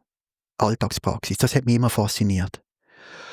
Und MBSR hat dort super gepasst, weil das ist ein 8-Wochen-Programm. Einmal in der Woche trifft man sich, meistens nicht am Abend. Es ist berufsbegleitend, familienbegleitend, mit einem Tag der Stille, einem Achtsamkeitstag. Und dann habe ich gefunden, das ist's. Und habe dann die Ausbildung gemacht und eigentlich sofort schon während der Ausbildung angefangen zu unterrichten. Und zwar im Spital. Patienten sind gekommen und sind Mitarbeiter gekommen, teilweise von mir, aber auch von anderen Abteilungen. Und habe sehr schnell pro Jahr 2 so 8-Wochen-Kurse unterrichtet, neben meinem berufsvollen Alltag. Und die 8-Wochen-Kurse beinhalten auch ein Vorgespräch mit allen, den ganzen Tag. Und ich habe auch Nachgespräch, 2 Kurse. Also 16 Üben, 16 Vorgespräche mit, ich habe oft 10, 15 Teilnehmern gehabt, also x Vorgespräche. Und neben meinem vollen Arbeitsalltag ist das noch am Abend dann gelaufen. Aber sehr erfüllend, weil ich habe gemerkt, das ist meins. Oder? Und habe die Kurse gegeben, glaube 8 Jahre lang, 2 Kurse pro Jahr. Sehr viel dürfen lernen, sehr viel inspiriert worden durch die Teilnehmer auch, weil das sind alles Leute im Beruf. Ich habe lustigerweise auch, wenn man so schaut, so Meditationskurs, Yogakurs und so, ist ja eine Frauendomäne. Ja? Auch im Katholischen, die es tragen, sind eigentlich die Frauen, nicht die Männer, auch wenn die Priester sind, aber die Frauen tragen die Geschichte. Und lustigerweise sind in meinen Kursen immer mindestens die Hälfte sind Männer gewesen. Auch Finanzchefs in anderen Firmen und so, die hat das irgendwie angesprochen, dass da einer das macht, der selber in diesem Leben steht. Und das hat mich auch immer weiter fasziniert. Und dem habe ich immer weiter geschafft. Du hast ja schon in meiner Vorstellung kurz erwähnt, dass wie kann ich eben ganz sein und gleichzeitig gestalten. Oder? Also wenn ich ja ganz zufrieden bin, dann habe ich eigentlich keinen Impuls zu gestalten, weil dann bin ich eigentlich ja zufrieden. Und das hat mich fasziniert, schon im MBSR. Und so ist es immer weitergegangen. In die Richtung ist es dann weitergegangen. Da würde ich wirklich gerne noch einhaken. Ich werde später noch darauf zurückkommen. Ich habe mir auch so aufgeschrieben, wenn man dann so eine tiefe Praxis hat, kann dann auch irgendwie so ein bisschen das Feuer und der Anschub, wo man hat, so ein bisschen der Biss oder so, kann das auch ein bisschen verloren gehen. Zu was, zu Biss? Ja, im Geschäft. Ich meine, irgendwie, dass es vorwärts geht, dass man das Zeug anpackt. Oder? Nein, was ich kritisch hinterfragt habe, und habe immer wieder rechte Diskussionen gehabt mit meinem, hat's ein neuer Direktor gekommen, und es ist ein Direktor gekommen, den wir schon im Studium schon kennengelernt haben. Er war ein bisschen jünger als ich. Und wir haben es super zusammen geschafft. Es war wirklich eine freundschaftliche Beziehung. Und ich habe immer gerungen und gesagt, weisst du, komm, hey, wir sollten doch einfach mal sagen, jetzt machen wir mal ein Nullbudget, Nullwachstum. Warum immer mehr? Also die Lösung ist immer gesehen, je mehr Kosten, die tischen wir weg, indem wir auf mehr Ertrag generieren. Und mehr Ertrag heisst, entweder höhere Preise, das ist dann zunehmend schwieriger geworden, die auszuhandeln. Ich habe immer die ganzen Verhandlungen geführt mit der Versicherung, auch mit dem Kanton. Und das ist, am Anfang ist das noch gegangen und zunehmend ist das mit der Kostenexplosion im Gesundheitswesen immer schwieriger geworden. Das heisst, mehr Einnahmen ist immer mit mehr Patienten gewesen. Und die hat es auch gegeben, weil das Spital ist sehr beliebt gesehen und auch heute noch. Aber mehr Patienten heisst, es ist nur dann mehr Ertrag, wenn man mehr Patienten mit gleich vielen Leuten oder mit nicht dem gleichen Zuwachs an Leuten handeln und die Kosten im Spital sind primär Personalkosten, oder 60-70% sind einfach Personalkosten, das vergisst man oft. Das sind einfach Löhne. Und Löhne im Spital ist primär Arbeitszeit, das ist Begegnung Patient. Das ist nicht irgendwie etwas, was man automatisieren kann. Darum gibt es auch so eine Explosion im Gesundheitswesen, weil es ist personell, ganz eine persönliche Begegnung mit schwerkranken Patienten. Und darum habe ich gesagt, das mehr Wachstum, das führt einfach zu mehr Stress bei unseren Leuten. Und gibt es nicht einen Weg, komm, wir stabilisieren, wir sagen, komm, wir verzichten ganz bewusst auf einen Lohnzuwachs. Wir wollen ja eigentlich unserer Berufung treu bleiben und Zeit haben für die Leute und so. Also die Diskussion hat es immer gegeben, aber ich bin dort nicht durchgedrungen, das ist auch unrealistisch. Also insofern habe ich mich, also die Budgetzeit ist jedes Mal für mich eine Krisenzeit gewesen. Mhm. Jedes Jahr. Weil jedes Jahr ist es darum gegangen, mehr zu budgetieren. Ich habe nie ein Budget gemacht mit weniger. Bis am Schluss nicht, 27 Mal oder... Und hat dich das nicht fast verrissen? Doch, also es hat mich verrissen auch, vor allem, ich bin eben gleichzeitig Finanzchef gewesen und gleichzeitig auch zuständig fürs HR. Das habe ich immer wollen, schon im Studium ja. Und dann bist du natürlich eigentlich für die Leute, die wollen ja mehr Lohn oder weniger arbeiten. Oder beides im Idealfall. Und ich habe damals auch schon unterrichtet, Controlling, Kostenrechnung nicht bei uns in der Pflegeschule, die wir noch hatten, aber auch und sogar einmal eine Weile lang an der Fachhochschule in Winterthur. Und dann haben mich die Leute oft gefragt, ja, bist du eigentlich nicht schizophren, Stefan? Also, weißt du, was du da erzählst und die Typ, also. Und ja, ein Stück weit tatsächlich. Aber ich glaube, das ist einfach das Leben. Also, das ist der Erfordernis von außen. Wir sind in einer Wachstumsökonomie, die funktioniert nur durch Wachstum, mehr Konsum. Das führt uns ja an den Rand. Und die Frage ist, was ist der Ausweg daraus? Gleichzeitig habe ich aber das HR auch gehabt. Ich konnte einen Führungskurs initialisieren und mit anbieten. Ich habe selber unterrichtet. Also ich hatte dort einen Ausgleich gehabt. Und ich habe mich zunehmend auch durch immer mehr Wissen, durch selber Kurs und Weiterbildungen auch bei tollen Lehrern, buddhistischen Lehrern, die ich sein durfte, habe ich immer mehr gelernt und das aber immer mehr auch in Frage gestellt. Ich habe gesagt, ja, du hast eben die bedingte Realität und du hast die absolute Wirklichkeit und die sind halt eben eins und ein Teil ist einfach, wie funktionieren wir. Und da kann man das Spannungsverhältnis, das finde ich auch heute noch total faszinierend. Das ist auch ein Teil von diesem Pronto. Also ich habe für mich einen Weg gesucht, wie kann ich das auflösen. Mhm. Ist es überhaupt ein Widerspruch oder ist es keine? Also das Sein und Werden gleichzeitig, das eine Art, kannst du sagen, mein Lebenskoran gesehen. Ich kann es nicht lösen, rational zuerst. Mhm. Bis mir es dann irgendwann, eigentlich am Ende fast, als ich dann pensioniert wurde, ist mir es dann irgendwann klar geworden. Aber das ist ein Spannungsverhältnis, kann man auch nicht wegdiskutieren. Und die Frage ist, wie gehen wir mit dem, und das ist überhaupt als Thema in einer Alltagspraxis, wie gehen wir mit diesem Spannungsverhältnis sinnvoll um? Mhm. Ohne sie auszublenden und irgendwie verschwinden auf eine Alp und völlig, darum haben wir so einen Lebensstil, ich ziehe mich aus dem zurück, irgendwie, das hat mich nie fasziniert. Mhm. Also ich habe immer gefunden, wir müssen die Lösung da finden, oder? Ist das dann auch die Motivation gewesen, in die Politik einzusteigen? Also ich meine, das hat jetzt nach einem sehr, sehr vollen Leben schon getönt. Oder wenn du sagst, du schaffst irgendwie 10 bis 13 Stunden am Tag, du gehst noch MBSR-Kurs und dann wirst du noch Grossrat in Basel. Ich habe mich mal aufstellen lassen, weil all die Parteien suchen eigentlich immer krampfhaft Kandidaten, oder? Aha. Und dann habe ich mich halt mal aufstellen lassen. Und dann dachte ich, ja, ich fülle denen einmal eine Liste. Ich bin irgendwann mal CVP-Mitglied geworden. Damals hat es noch CVP geheißen, heute ja die Mitte. Ich fand, ja, das ist mir immer, bin zwar dem entfremdet, aber grundsätzlich von den Parteien, ich finde immer noch überhaupt, hat mich das angesprochen und ich finde auch heute Mitte, die Partei der Mitte ist auch ein mittlerer Weg eigentlich, finde ich immer auch noch fast ganz einen guten Namen mittlerweile. Und habe gefunden, doch, ja, ich lasse mich mal aufstellen, ich werde so oder so nicht gewählt. Und bin auch nicht gewählt worden, aber ich bin halt, habe relativ viele Stimmen gemacht, weil das Clara-Spital ist halt in Basel sehr bekannte Grösse, sehr beliebt, und bin dann irgendwie nachrückender gesehen. Und dann, wie es halt ist, man lässt sich dann manchmal auch zu Zeugen überschwätzen und es ist ja auch mit Ansehen verbunden und so, und da bin ich schon auch anfällig dafür. Also zumindest damals noch mehr gesehen, heute glaube ich immer noch. Aber ich fand, ja, Grossrot, das wäre schon noch spannend, oder? Da könntest du das Gesundheitswesen ja gut da drin vertreten. Und ich meine, man muss schon sagen, also, man muss nicht für das Gesundheitswesen lobbyieren, oder? Und da gefunden, okay, das kann ich ja dann machen. Und dann bin ich halt nachguckend gesehen und einer hat aufgehört und dann bin ich zack plötzlich im Grossrot gesessen. Und es hat mich auch extrem fasziniert. Auch wieder, es ist halt mit den Gestalten. Ich bin dann, es ist wirklich toll, so eine Zeit zu machen, weil man erlebt den Stadt ganz anders und ich bin ganz eng mit Basel verbunden. Also, ich bin mal weggezügelt mit meinen Eltern aufs Land, habe mich nie wohlgefühlt, dass ich bin Städter. Mhm. Und ich finde die Stadt super und Basel ist einfach toll. Es ist eine super Stadt.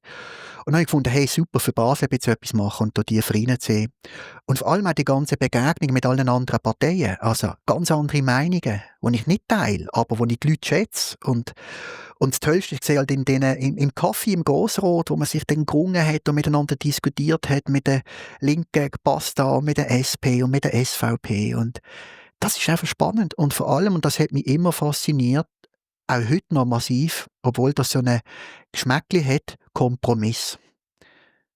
Also darum habe ich auch die Verhandlungen mit der Versicherung sehr gern geführt. Oder mit dem Kanton. Es geht immer darum, Kompromiss zu finden. Nämlich auch wieder das Schizophrenen, oder? Wie kriege ich eigentlich nicht vereinbar einig zusammen? Weil die Versicherer will nicht das Gleiche für weniger und unsere Kosten senken und der Kanton auch. Die schenken einem nichts.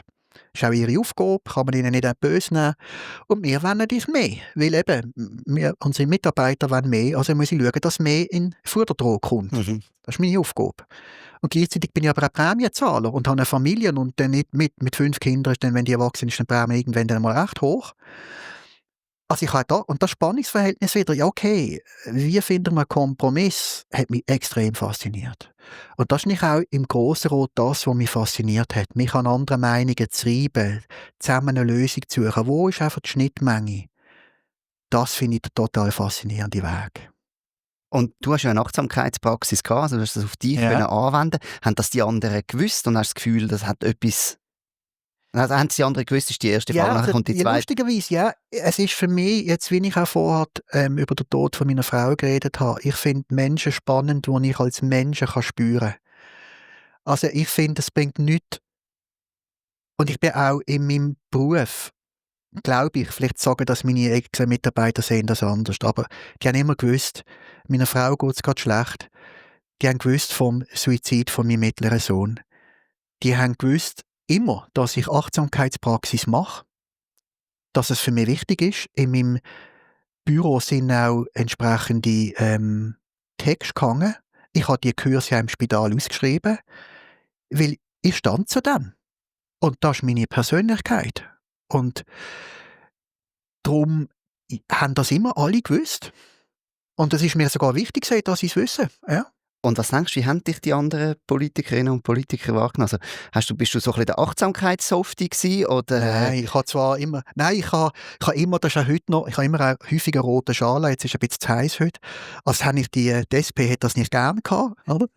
Also, es hat einen dort damals noch gehabt, Grossrot, der ist immer mit dem roten Kittel gekommen, und ich mit dem roten Schal. Also, nein, ich habe mich eigentlich noch sehr gut verstanden. Ich bin für die von der Mitte eher linksorientiert, auch heute noch. Also ich habe zum Teil haben sie es gewusst, meine Achtsamkeitspraxis. Ich habe sie auch, wenn einmal einen gefragt hat, haben sie es erzählt. Ich habe die Kurs ausgeschrieben, das ist auf dem Internet gesehen damals. Ich habe die Flyer verteilt. Also die Leute haben das gewusst, die es haben wollen wissen. Ich bin aber nicht penetrant, jetzt die bewerben. Mhm. Aber also, um mich herum haben das alle gewusst. Mhm. Und ich habe nie irgendwie, habe ich eine schräge, ich habe nie erlebt, dass es jemand komisch gefunden hat. Mhm. Und wenn, war es mir ein Stück weit auch egal gewesen. Also, weil es ist meins. Mhm. Und ich stand zu dem. Ganz Überzeugung. Also, aber ich hatte Kollegen gehabt in 2 anderen Spitälern. Die haben das geheim gehalten, lustigerweise. Hat es keiner gewusst. Mhm. Obwohl sie ganz tief in der buddhistischen Praxis gesehen sind. Ich habe es dann irgendwann einmal, die haben oft mit einmal angesprochen, weil es bei mir, ich habe es ja halt gesagt, darum haben sie es gewusst.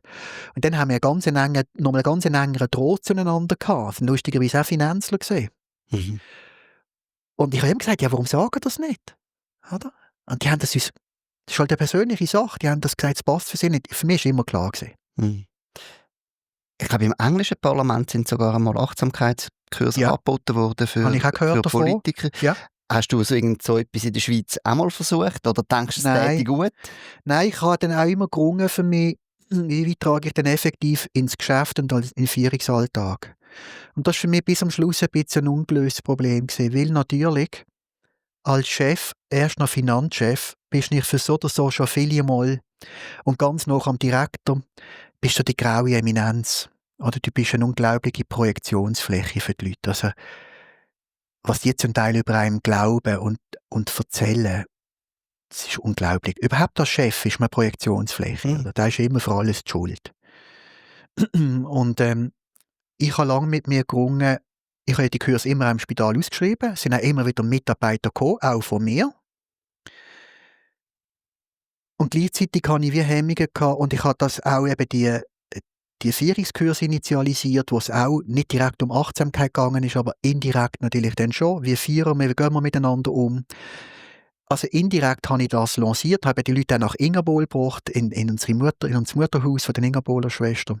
Und das ist ja wunderbar gesehen, dort mit der GL, wo ich dann Mitglied war, als Geschäftsleitung dort sitze und denke, hey, dort bin ich als Jugendlicher gesessen im Netreit und jetzt habe ich es fertig gebracht, dass die ganze Geschäftsleitung dort ist. Das ist unglaublich schön gewesen.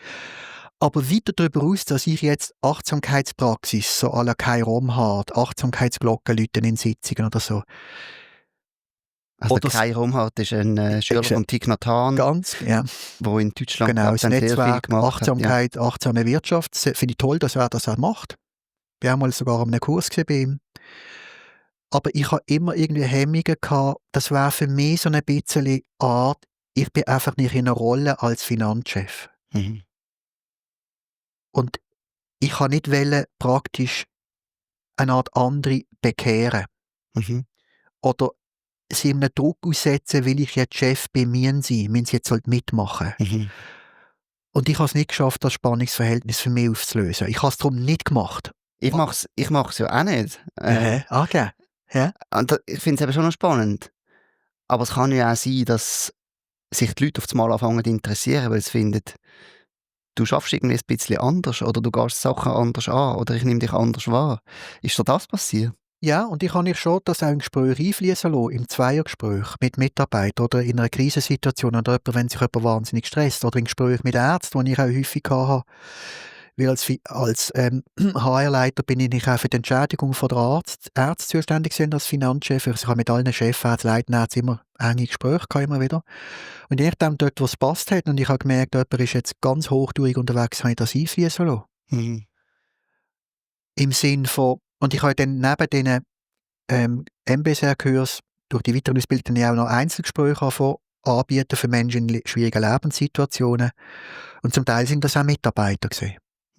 Aber ich habe es mehr im Zweiergespräch, dort, wo ich gefunden habe, es passt, habe ich für einmal einen Buchtitel gesagt oder gesagt, du probier mal das. Oder. Aber nie im Sinn, dass ich als Chef sage, jetzt machen wir das. Ich habe es immer wieder mir überlegt und ich bin immer wieder davon weggekommen.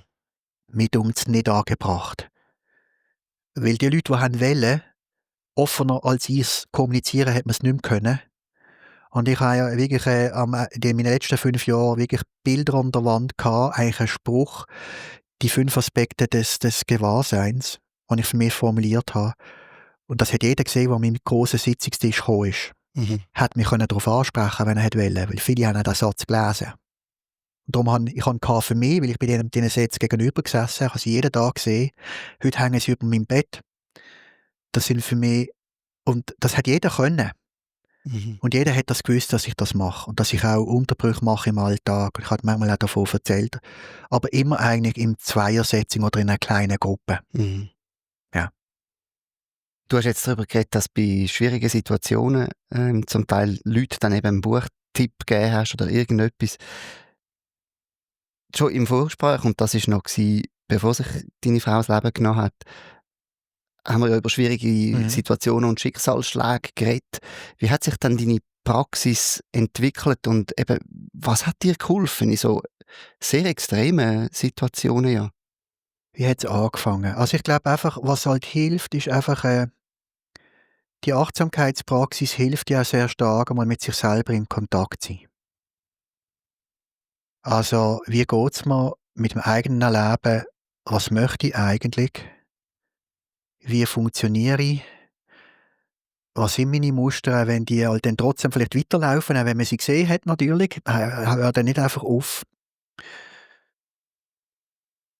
Und ich glaube dann auch, also der erste, also jetzt Schicksalsschlag, wo sich mein Sohn das Leben genommen hat, im 2016. Also ich finde ganz grundsätzlich mal die Achtsamkeitspraxis, wie ich es gerade gesagt habe, aber ich habe dann, also die habe ich ja gelernt, zuerst Vipassana vor allem, dort der wichtigste Lehrer, um die auch wirklich zu würdigen, der Fred von Almen, wo ich sehr dankbar bin, wo ich sehr viel habe lernen durfte. Vipassana-Lehrer, Beatenberg, wo es ja auch ein Interview mit ihm gibt auf deiner Website, deinem Podcast. Und der andere Lehrer, den ich dann kennengelernt habe, auch lange in Beatenberg unterrichtet hat, ist der Tilman Borchardt, oder der Lama Tillmann oder Lama Lündrup. Und ihn habe ich in dieser Ausbildung zur essentieller Psychotherapie kennengelernt. Also wegen dem habe ich eigentlich auch die Ausbildung gemacht, weil ich ja gewusst, er ist der Mitbegründer von essentieller Psychotherapie. Mhm. Und ich habe schon erlebt, einig in einem Retreat, dort habe ich meine beiden so Lehrer, physische Lehrer, zusammen erlebt. Und das war ein sehr inspirierendes Retreat gewesen, oder, in Beatenberg. Eigentlich Vipassana und Mahamudra zusammen. Also der Fred und Ursula Flückiger, die haben die Vipassana-Seiten unterrichtet und der Tillmann die Mahamudra-Seite, also tibetisches Mahamudra. Und die haben dann zusammen sogar ein Buch herausgegeben, über die Retreats. Sie haben dann das noch mehrfach wiederholt und ich bin im ersten dabei gewesen. Und ich bin damals eigentlich im Mahamudra begegnet. Die Welt vorher war für mich Vipassana gewesen, und dann ist das Mahamudra dazugekommen. Und an diesem Mahamudra hat mich extrem angesprochen. Es gibt ja verschiedene Wege von Mahamudra. Man hat vor allem das Essenz Mahamudra, das unmittelbar ins Einfach-Sein finden. Und Sein und Werden ist ja mein Thema. Für mich ist Werden, das ist jetzt vielleicht sehr vereinfacht und ich hoffe nicht, dass jetzt da meine Lehrer die finden, was erzählst du für einen Blödsinn, Stefan und so, aber für mich ist Vipassana eher so der gestufte Weg, das Werden, man schafft dann eine Achtsamkeitspraxis und eine Sammlung, würde ich jetzt mit Werden in Verbindung bringen. Man versucht immer bewusster, klarer zu erkennen und das macht mit einem etwas. Und der Mahamudra-Weg ist, so wie ihn der Tillmann unterrichtet hat und ihn heute auch noch unterrichtet und dort auch in Kombination auch gesehen ist, Vipassana Mahamudra hat er betont, einfach ins unmittelbare Sein finden. Und das hat mich extrem angesprochen. Und ich glaube, wegen dem, dort habe ich das erste Mal erlebt und das hat dann dazu geführt, dass ich gefunden habe, der macht jetzt wieder essentielle Psychotherapie. Ich habe dann damals neben den MBSR-Kurs ich wollte gerne auch Einzelgespräche führen und ich habe gesagt, hey, als Ökonom bist zwar noch HR-Leiter irgendwo, aber ich habe ja nicht das psychologische Rüstzeug dazu. Und dann habe ich mich wahnsinnig faszinierend gefunden, das hat, glaube ich, mir sogar der Kind schon noch darauf aufmerksam gemacht. Hat gesagt, hey, da gibt es essentielle Psychotherapie. Wird neu angeboten mit Tillmann. Ich habe gefunden, wow, super. Habe aus dem Retreat raus von Kind schon noch angerufen und habe gesagt, das würde mich interessieren, die Ausbildung. Und habe gesagt, das ist es, oder? Also buddhistische westliche psychotherapeutische Verfahren, Dharma, wie kommt das zusammen? Und habe die Ausbildung gemacht. Und 3 Jahre ist die gegangen, in Siegburg-Bonn ist die gesehen, auch in Deutschland wieder wie die MBSR-Lehrausbildung. Und das war toll gewesen, die Zeit. Und dort habe ich dann das Mahamudra kennengelernt. Er hat das dort wirklich unterrichtet, auch als eine Art therapeutische Haltung. Wie bin ich in einem Gespräch? Auch die ganze Medizin-Buddha-Geschichte, die dort noch reinspielt und so. Und das hat mich recht inspiriert. Und der Unterricht dort war eine ganz kleine Gruppe, nur 10 Leute, also extrem intim und intensiv. Und das hat mich recht geprägt, das hat das nochmal recht vertieft. Und das ist, also... Und ich glaube, der Boden einfach können, wie kann ich einfach in ein Sein finden, aus deren raus, wo ich in einer Kraft finde. Ich glaube, das dort habe ich immer mehr Zugang dazu gefunden. Und ich glaube, dass ich einfach merke, und das war für mich so die unbedingte Wirklichkeit, die absolute Wirklichkeit, die einfach immer da ist, eben unbedingt. Und ich habe das, glaube ich, ein Stück weit einfach immer mehr können erleben. Und aus dem heraus, glaube ich, habe ich auch die Schicksalsschläge so können. Ich habe wie einen Boden gehabt. Und Ja. wie stellt man sicher, dass es dann nicht zu dem wird, was man Spiritual Bypassing sagt? Also, dass man sagt, ich habe da irgendetwas, wo ich mich darauf zurückziehen kann und dort ist es immer schön ruhig und still. Weil in solchen Situationen nein, es muss gar nicht. Aber ist ja wahrscheinlich recht viel Schmerz da. Wir haben vorher auch über die Ambivalenz geredet, von Gefühlen, die gleichzeitig kann da sein. Wie macht man das, dass man dann so einen Boden hat, wo aber nicht irgendwie ein doppelter Boden ist, im Sinne von, ja, man lässt dann ein bisschen einfach die Sachen aus? Also ich glaube, wäre jetzt vermessen zu behaupten, dass ich nie Spiritual Bypassing betreibe. Ich hoffe, ich mache es nicht und ich glaube, ich mache es nicht häufig. Mhm. Und es ist eigentlich zu dem allem, was ich schon erzählt habe, wäre es mir zutiefst widersprüchlich. Also ich möchte ja im normalen Leben meine Praxis leben. Ich möchte nicht etwas wegblenden, sonst so in dem, was passiert. Und da gehört auch das dazu. Also mit dem Beruf, mit dem Familienalltag. Ich möchte mich nicht wegdimmen irgendwie. Das ist für mich nie ein Frage gekommen. Mhm. Es ist gar nicht zur Debatte gestanden. Darum hat es mich auch nie dazu bewogen, mich zurückzuziehen, längere Zeit. Oder? Ja, also irgendwie, nein, das kann ich mir irgendwie gar nicht vorstellen. Und wie sieht denn deine Praxis ganz konkret aus? Also weißt, Also, bist ja. du irgendwie täglich am Meditieren oder ist es bei dir so im Alltag, dass wir irgendwie kurz im Moment sind vom Gewahrsein? Oder wie muss man sich das vorstellen? Ja, also ich habe immer wieder nach Wegen gesucht, verschiedene mit mehr oder weniger Erfolg. Also einmal bevor dem, was ich den jetzt heute praktiziere, auch, wo mich dann sage ich noch mehr dazu, habe ich jetzt irgendwie zum Beispiel probiert, dass ich einfach regelmäßig, zum Beispiel, wenn ich habe das Privileg, dass ich ganz nah am Clara-Spital wohne. Ich konnte zu Fuß oder mit dem Velo immer arbeiten. Mhm. Also, meistens zu Fuß, die meiste Zeit. Ein wunderschöner Weg durch Gärten. Ich musste nicht einmal auf einem Trottoir gross laufen. Also, äh, und ich habe diesen Weg immer, und ich bin über Mittag, kann ich heim können. Das ist vielleicht noch etwas gesehen, trotz meinem vollen Alltag. Ich bin nicht einfach verschwunden am Morgen und erst am Abend spät um 9 Uhr heimgekommen, sondern ich bin zum Glück dann dazwischen daheim und konnte dann mit meiner Familie begegnen. Und die Gespräche sind mir immer wichtig gewesen. Und das heisst, ich bin also 4-mal habe ich den Weg gemacht, hin und zurück, oder? Und der Weg ist zwar nicht weit, 5 Minuten, aber das war für mich mehr ein Weg von der Praxis. Also eigentlich eine Art Gehmeditation. Jetzt nicht bewusst Gehmeditation, aber dann habe ich meine Übungen gemacht, häufig auch Metapraxis. Ich habe gedacht, ich bin auf das Spital zugelaufen. Damals hat man noch gemacht, habe ich direkt gesehen, auch auf Palliativstationen, also dort, wo die schwer krank und häufig Patienten betreut werden, die man nicht mehr heilen kann, die dort häufig auch verstorben sind. Dort ist häufig auch ein Kerzchen brennt und im Winter hat man das gesehen am Morgen oder am Abend, wenn jemand verstorben ist. Und ich immer sehr berührend gefunden, dass es so ist.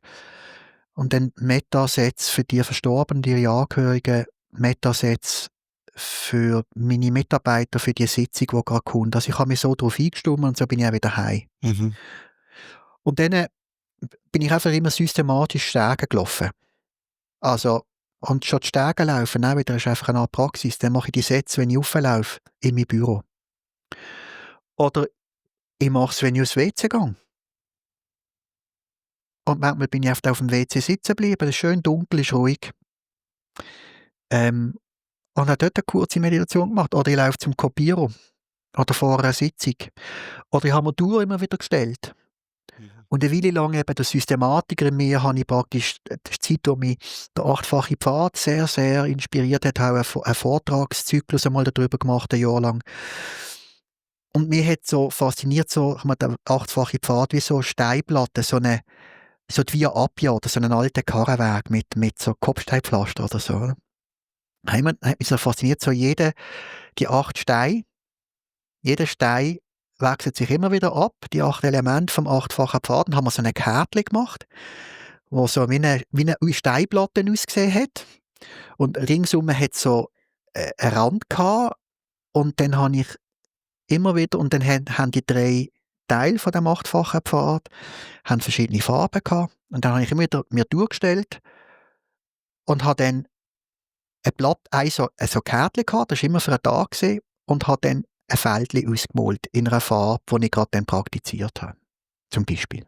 Also, das habe ich eine Weile lang gemacht. Und so habe ich immer verschiedene Wege immer wieder ausprobiert. Auch zum Teil inspiriert wieder durch die Kurs, die Mindfulness-Based Stress Reduction Kurs. Also wenn man Kurs geht, wird man inspiriert von den Schülerinnen.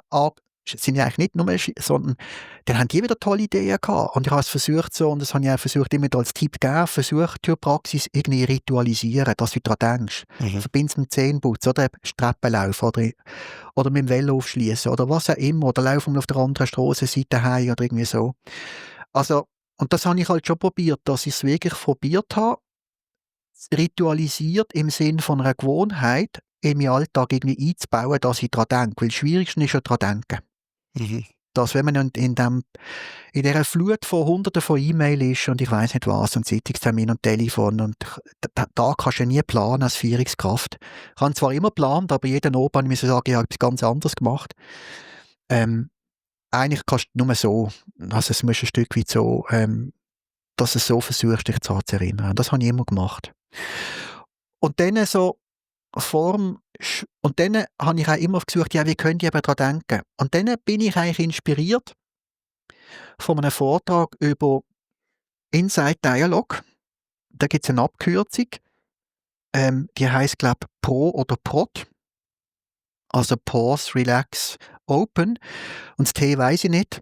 Aber irgendjemand hat mir darüber erzählt. Und zwar ist das gesehen im Herbst 2016. Habe ich gefunden, das ist eine super Idee. Eine Eselsbrücke. Und dann habe ich gesagt, ja, aber Prot oder Pro, das finde ich super. Also die Sachen dort hinten dran, aber das ist für mich noch nicht das Ganze. Und habe dann nach einer Eselsbrücke gesucht und habe damals Pronto gefunden. Das Wort Pronto.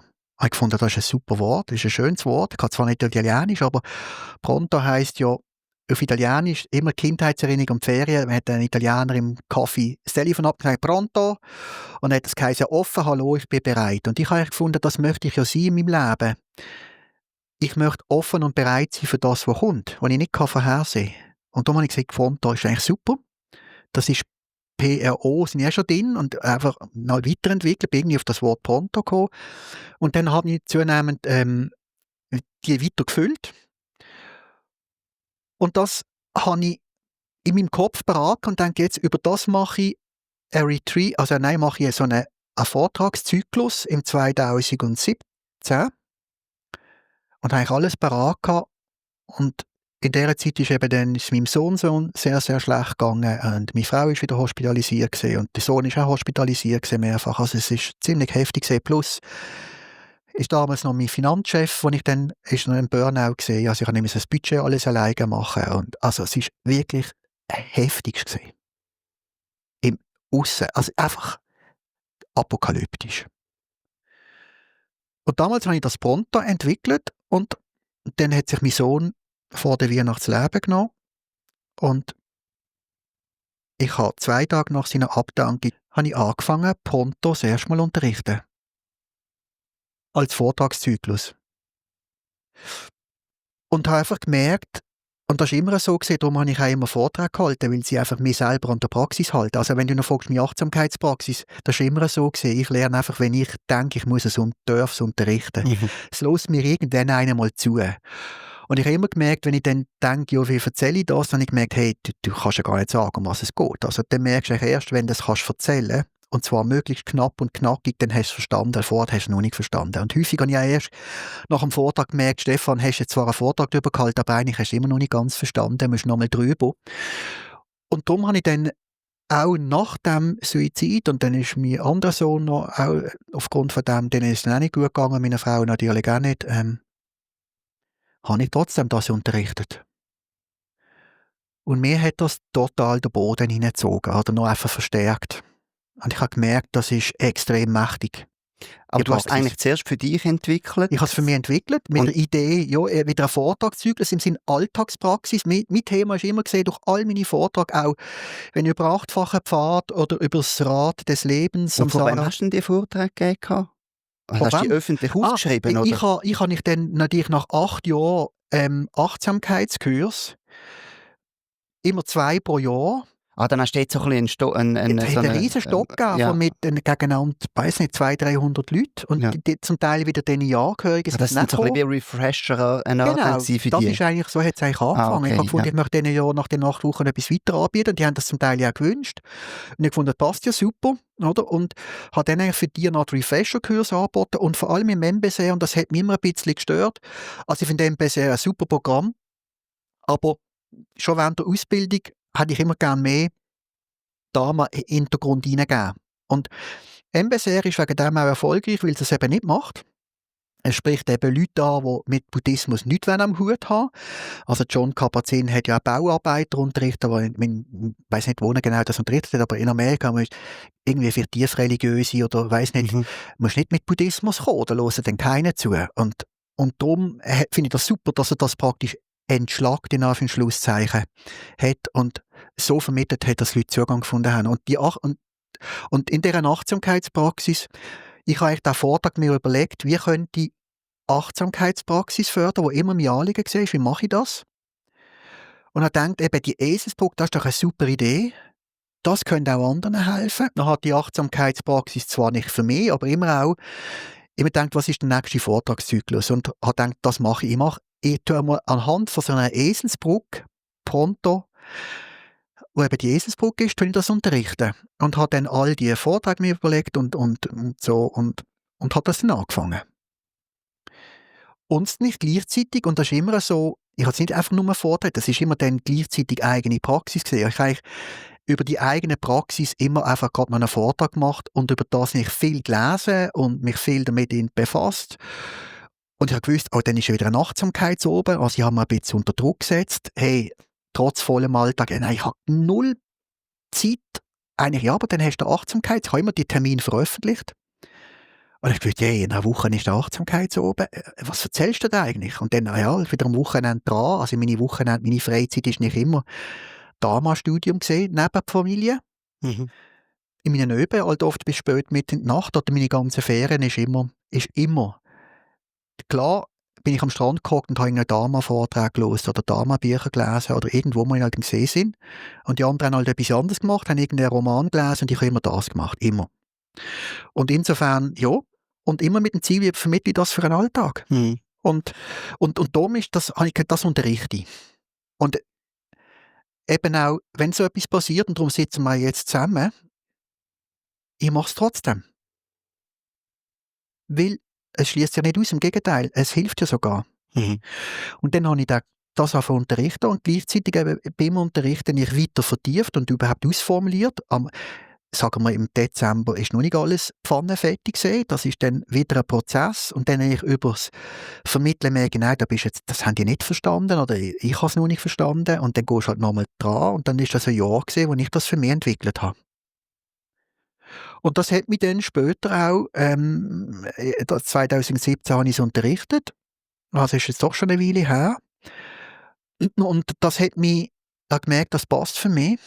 Und das hat mich dann persönlich, auch wenn ich es nicht weiter unterrichtet habe, hat mich das dann weiter begleitet. Eben, du hast vorher gesagt, Pronto ist ja ein Akronym, das steht für etwas. Wir können jetzt nicht alle Buchstaben einzeln durchgehen, aber so ganz kurz, wenn du jetzt musst beschreiben als Ganzes, was ist denn das für ein System? Wenn man jetzt Mindfulness-Based Stress Reduction kennt, dort ist ja prinzipiell vor allem die Achtsamkeit wichtig, hat noch ein bisschen Körperübungen drin. Was ist an Pronto das Besondere? Das Wichtigste, finde ich, glaube ich, ist, wenn wir jetzt nicht auf die Buchstaben eingehen, ich soll es mal sagen, das Wichtigste für mich ist, und die Essenz von dem ist, dass ich entdecke und die Übungen und die Buchstaben und die Übungen, die hinten dran sind, sollen zu dem relativ schnell helfen, dass ich in mir entdecke, unser Erleben hat immer gleichzeitig 2 Aspekte, ganz grundlegende. Und der eine Aspekt ist die dynamischen Inhalte von unserem Leben. Jetzt, wenn wir uns gegenseitig anschauen und du meine Worte hörst, dann macht das etwas und es macht etwas in mir, wie du schaust und wenn du jetzt lachst. Ja, und ich sehe Sonnenlicht und ich höre die Vögel draussen und ich spüre meinen Körper und ich trinke den Tee und ich habe Gedanken und ich habe Gefühle und ich habe Aufgaben. Das alles ist dynamischer Bewusstseinsinhalt, was sich von Moment zu Moment ja permanent bedingt ändert. Mhm. Und für mich wirklich das Faszinierende ist, dass gleichzeitig immer das Bewusstsein selber da ist und erfahrbar auch ist, wenn man es merkt. Mhm. Meistens übersehen wir es, weil die dynamischen Bewusstseinsinhalte so faszinierend sind und wir wahrscheinlich auch evolutionär auf die getrimmt sind. Nur Bewegung ist interessant, das, was gleich bleibt, haben wir ja schon gesehen, das ist nicht gefährlich. Bewegung ist gefährlich. Oder ist eine Chance. Also darum sehen wir meistens nur Bewegung. Und wir sehen nicht das, was gleich bleibt. Nämlich die unbedingte Realität und Wirklichkeit oder das Bewusstsein selber. Und der Kern ist von mir, dass ich probiere in diesem Pronto, das, was für mich, das ist die tragbare Basis.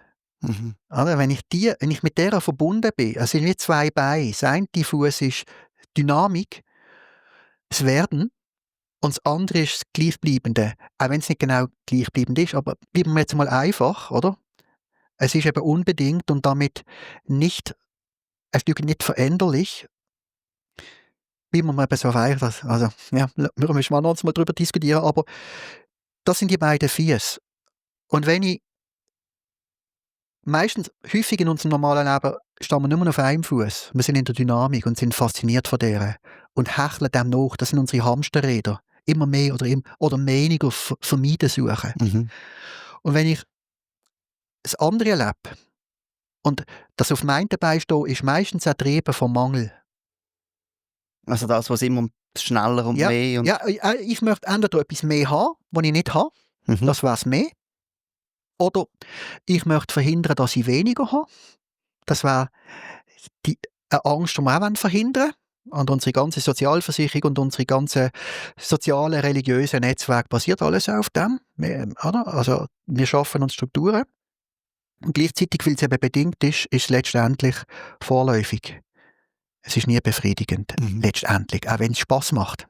Mhm. Ich habe heute noch sehr gern bedingt leben. Ja.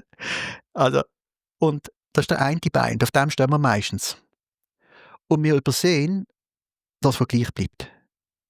Und wenn wir das erkennen, und da braucht es ein bisschen Hinweis drauf, so wie wir den Grasfrosch im Wasser nicht sehen, häufig, bis man sagt, hey, schau mal, dort ist ein Frosch, oder? Ah ja, du tatsächlich, wenn ich da, ja, jetzt sehen, oder? Mhm. Und der Kurs möchte das vermitteln, dass man auf eine völlig säkularisierte Art und Weise, sage ich jetzt einmal, das Bewusstsein selber entdeckt, und sage ich ja Bewusstsein und nicht Gewahrsein. Und wenn ich das ein bisschen erkenne, kriege ich den zweiten Fuß am Boden. Und dann stand ich plötzlich mit beiden Beinen im Leben. Mhm. Und selbst wenn es mir das bedingte Bein einmal ein bisschen wegschlägt, weil etwas passiert, habe ich das andere Bein am Boden. Mhm. Und das ist immer am Boden. Manchmal vergiss ich es vielleicht wieder kurz und es ist nicht ganz so viel Gewicht drauf, aber zunehmend kommt es stärker am Boden. Und das ist der Boden. Und im Pronto geht es, diese Buchstaben dienen dazu, das möglichst pragmatisch, alltagssprachlich auf den Boden zu kriegen. Also das selber zu entdecken Mhm. und eine Ahnung dafür zu kriegen und mit dem im Alltag das anzuwenden. Das ist eine Alltagspraxis. Mhm. Und das ist Pronto. Und um das geht es. Da könnten wir jetzt wirklich noch tief einsteigen. Ich Mhm. weiss nicht, vielleicht können wir mal eine Special Edition Sehr machen, gern. wo Ja. wir Pronto durchgehen. Also Aber eben für die, was schon mal interessiert, es gibt nicht die Website www.pronto.ch. Dort kann man sich informieren, man kann auch einen Online-Kurs, einen gratis Online-Kurs machen. Ja. Schon mal einen kleinen Werbespot abgesetzt, aber es wäre ja schön, einmal noch mit dir über das ein bisschen länger zu reden. Ja. Würde ich sehr gerne machen, ja. Und bevor wir jetzt nochmal auf deine Website und dein Angebot kommen, in Anbetracht von der doch schon vorgeschrittenen Zeit, Mhm. gibt es noch irgendetwas, wo wir jetzt nicht angesprochen haben, wo du denkst, doch, das hätten wir auch noch reinkommen oder streifen? Man könnte ja eigentlich jeden Punkt noch vertiefen, den man Ja, angesprochen das hat. würde ich. Ja, vielleicht einfach, was ich einfach merke für mich, gerade jetzt in dieser Zeit, und das mag sehr komisch tönen, dass einfach, dass so ein Weg, wenn man das für sich ein bisschen merkt, wie das kann in den Alltag fließen, dass es einfach unglaublich dankbar macht. Also, ich fühle mich auch in dieser Situation, äh, wo jetzt jemand würde sagen: «Wie kannst du da das jetzt sagen, du bist dankbar?» 2 Wochen nach dem Tod von meiner Frau. Ich bin einfach dankbar für die Zeit, die ich mit ihr hatte, für die Söhne, die wir zusammen haben, für dass ich so viel jetzt Zeit habe in meiner Frühpensionierung, mich einfach mit den Fragen vollständig zu widmen, die ich möchte, und ich neben meinem Hund spazieren gehe und dann Haushalt machen und so, ist der grösste Teil. Und setze ich mich mit dem nonstop auseinander, weil ich es einfach spannend finde, weil ich es faszinierend finde. Ich unterrichte jetzt das Pronto für Einzelgespräche. Und ich bin einfach unglaublich dankbar für die Praxis, die mir meine Lehrer vermittelt haben. Also die, denen ich begegnen durfte, die ich schon angesprochen habe, aber auch all diesen unzähligen Lehrerinnen und Lehrern, die ich ihre Bücher lesen durfte. Mhm. Für die Kurse, die ich besuchen durfte, die therapeutischen Kurse, für die Begegnungen mit meinen Kursteilnehmenden, die inspirierend sind, für Begegnungen mit den Nachbarn, den Mitarbeitern, früher noch. Es ist einfach schön, oder? Und es ist vor allem einfach schön, man merkt, wenn man offen ist und auch über Schweres berichtet, wenn man plötzlich andere auch kommen und sagen: «Wow, ich muss es ja gar nicht geheim halten, es ist ja gar nicht peinlich.» Da kommt so viel zurück, wo man miteinander im Gespräch kann sein, wo man plötzlich, auf eine tiefere Art miteinander in Verbindung kommt. Und es ist einfach schön. Also, das Leben ist ein Geschenk, und, die Dankbarkeit, ich habe kürzlich vom David Steindl-Rast ein Interview gehört, dem Benediktinermönch, glaube ich. Und der ist natürlich sehr verbunden, sehr alt mittlerweile, sehr verbunden in seinem Glauben, den ich nicht mehr teilen kann, wo ich aber sehr viel Wertschätzung dafür habe, wo ich ja auch herkomme ursprünglich. Und das war ein Interview im Sternstunden Religion, also ich kann allen empfehlen, das sich einmal anzuhören. Und dort merkt man auch, dem trieft aus jeder Pore Dankbarkeit. Mhm. Und das schenkt einem Freude am Leben, und ja, das vielleicht noch zum Sagen. Über Dankbarkeit haben wir noch nicht geredet, aber ich fühle mich wirklich reich beschenkt jeden Tag. Ja, ich bin dankbar für das Gespräch und jetzt wäre nochmal die Chance zum Hinweisen auf dein Angebot. Eben die Website www.pronto.ch, die hast du gesichert. Ja. Das ist ja auch, da habe ich gestaunt, dass die noch Die verwünscht ist ja hast. sehr lange, ich habe immer wieder mal drauf geschaut, natürlich, und die ist immer wieder besetzt gewesen, und dann plötzlich ist sie mal frei gewesen, nämlich vor einem Jahr, aber zum Verkauf, mit dann so einem Namen das, und dann habe ich mir halt überwunden, mir die zu kaufen. Meine Frau hat mir gesagt: «Hey, mach das, Stefan.» Ich bin sehr froh, dass ich es gemacht habe. Und da habe ich jetzt eine Website in den letzten Monaten aufgebaut. Das ist jetzt alles ziemlich schnell gegangen. Sieht man ihr vielleicht manchmal noch ein bisschen an. Also ich will jetzt immer wieder mal überarbeiten, und das Ziel von dieser Website ist wirklich, aus dem sich beschenkt fühlen, wo ich bin, dass ich das möchte ein Stück weit weitergeben. Das heisst, ich biete zum Teil Kurse auch einfach gratis an. Klar, wenn man mich im Einzelgespräch wird, dann verlange ich einen Stundenansatz, der aber weit unter normalen Stundenansätzen liegt. Und ich habe auch einen Online-Kurs bewusst, ich habe mir lange überlegt, soll ich diesen Kurs verkaufen? Nein, es ist mir eigentlich zuwider, weil ich möchte es weiterschenken. Und ich habe darum bewusst auch einen Online-Kurs, den habe ich vorgestern oben fertig gemacht. Und den kann man sich einfach anschauen, man muss sich halt einfach anmelden, damit ich auch dann kann einmal sagen, weiss, wer da drauf ist. Also man muss sich registrieren, und dann kann man auf alles zugreifen und kann das machen über 7 Wochen hinweg. Man kann mir gerne auch zurück Fragen stellen per Mail, und in einem gewissen Maß kann ich die auch dann beantworten. Und wenn man dann aber merkt, der Online-Kurs, das ist jetzt, ja, ich halt wirklich Fragen oder ich habe persönliche Fragen, dann kann man bei mir halt auch ein Gespräch haben, bei mir hier in meinem Raum, wo wir jetzt sitzen, zu Basel, und wenn man halt weiter weg wohnt, auch per Zoom, und das würde ich halt dann verrechnen. Und wenn jemand das sich aber nicht leisten kann, dann mache ich es zu einem Preis, den er sich leisten kann. Also ich bin eben privilegiert, ich muss ihm Geld verdienen, ich will das eigentlich auch gar nicht mit dem. weil es passt für mich irgendwie nicht. Und es gibt aber auch, das Pronto ist schon ausführlich beschrieben. Es gibt auch ein Einführungsvideo dazu, 15 Minuten, wo man dann wirklich auch die Buchstaben, die wir jetzt nicht beschrieben haben, erklärt werden. Ich glaube, nach diesen 15 Minuten wird es einem schon deutlich klarer. Und man kann sich auch zu jedem von diesen Buchstaben PDF herunterladen oder auch lesen auf der Website und kann das eigentlich selber sich einmal anschauen. Es ist auch total handytauglich, also man kann das sich beliebig drin vertiefen. Und das Pronto ist bewusst so gehalten, dass es eigentlich praktisch nicht explizit buddhistisches Gedankengut aufnimmt. Weil ich nicht möchte, dass sich Leute durch das abgeschreckt fühlen. Weil sie sagen, das tönt für mich nach Religion. Nicht, weil ich es nicht wertschätze. Und was ich machen werde, ich werde jetzt mal das ganze Kursformat entwickelt, ich habe ein Buch geschrieben dazu und ich werde weitere Vorträge dann machen und auch aufschalten, wo ich dann auf die Quellen, und das ist nicht nur Buddhismus, das sind auch die Ausbildungen, die ich gemacht habe, das ist Neurowissenschaften, das sind psychologische Geschichten, werde ich dann dort explizit erwähnen und auch ganz viel wieder auf Dharma eingehen, also alte Dharma-Vorträge wieder aufwärmen und eigentlich die Brücke schlagen zu diesem Pronto. Aber das können dich dann die anhören, die das wollen, und die an Dharma interessiert sind, und die das nicht sind, die müssen es ja dann nicht anhören, müssen es ja nicht lesen. Und darum ist jetzt einmal, die säkularisierte Form ist Pronto, die ist jetzt schon drauf. Und das andere kommt später. Und wenn die anderen das schon anhören wollen, dann gibt es noch meine ganz alte, verstaubte Website. Die ist auch eine tolle Abkürzung, die damals niemand wollte in der Schweiz. Die ist www.mindfulness.ch. Und die ist wirklich angegraut, das ist eine Dinosaurier-Website, aber dort drauf sieht man all meine Vorträge und auch noch eine Radiosendung und so, Jahrzehnte fast schon, kann man sagen, zurück. Ich weiss nicht, ob ich die alle heute gleich halten würde. Man entwickelt sich ja weiter und ich habe sie nicht immer wieder alle nochmal angeschaut, würde ich sagen, nein, lösch sie lieber, aber damals ist das so gesehen.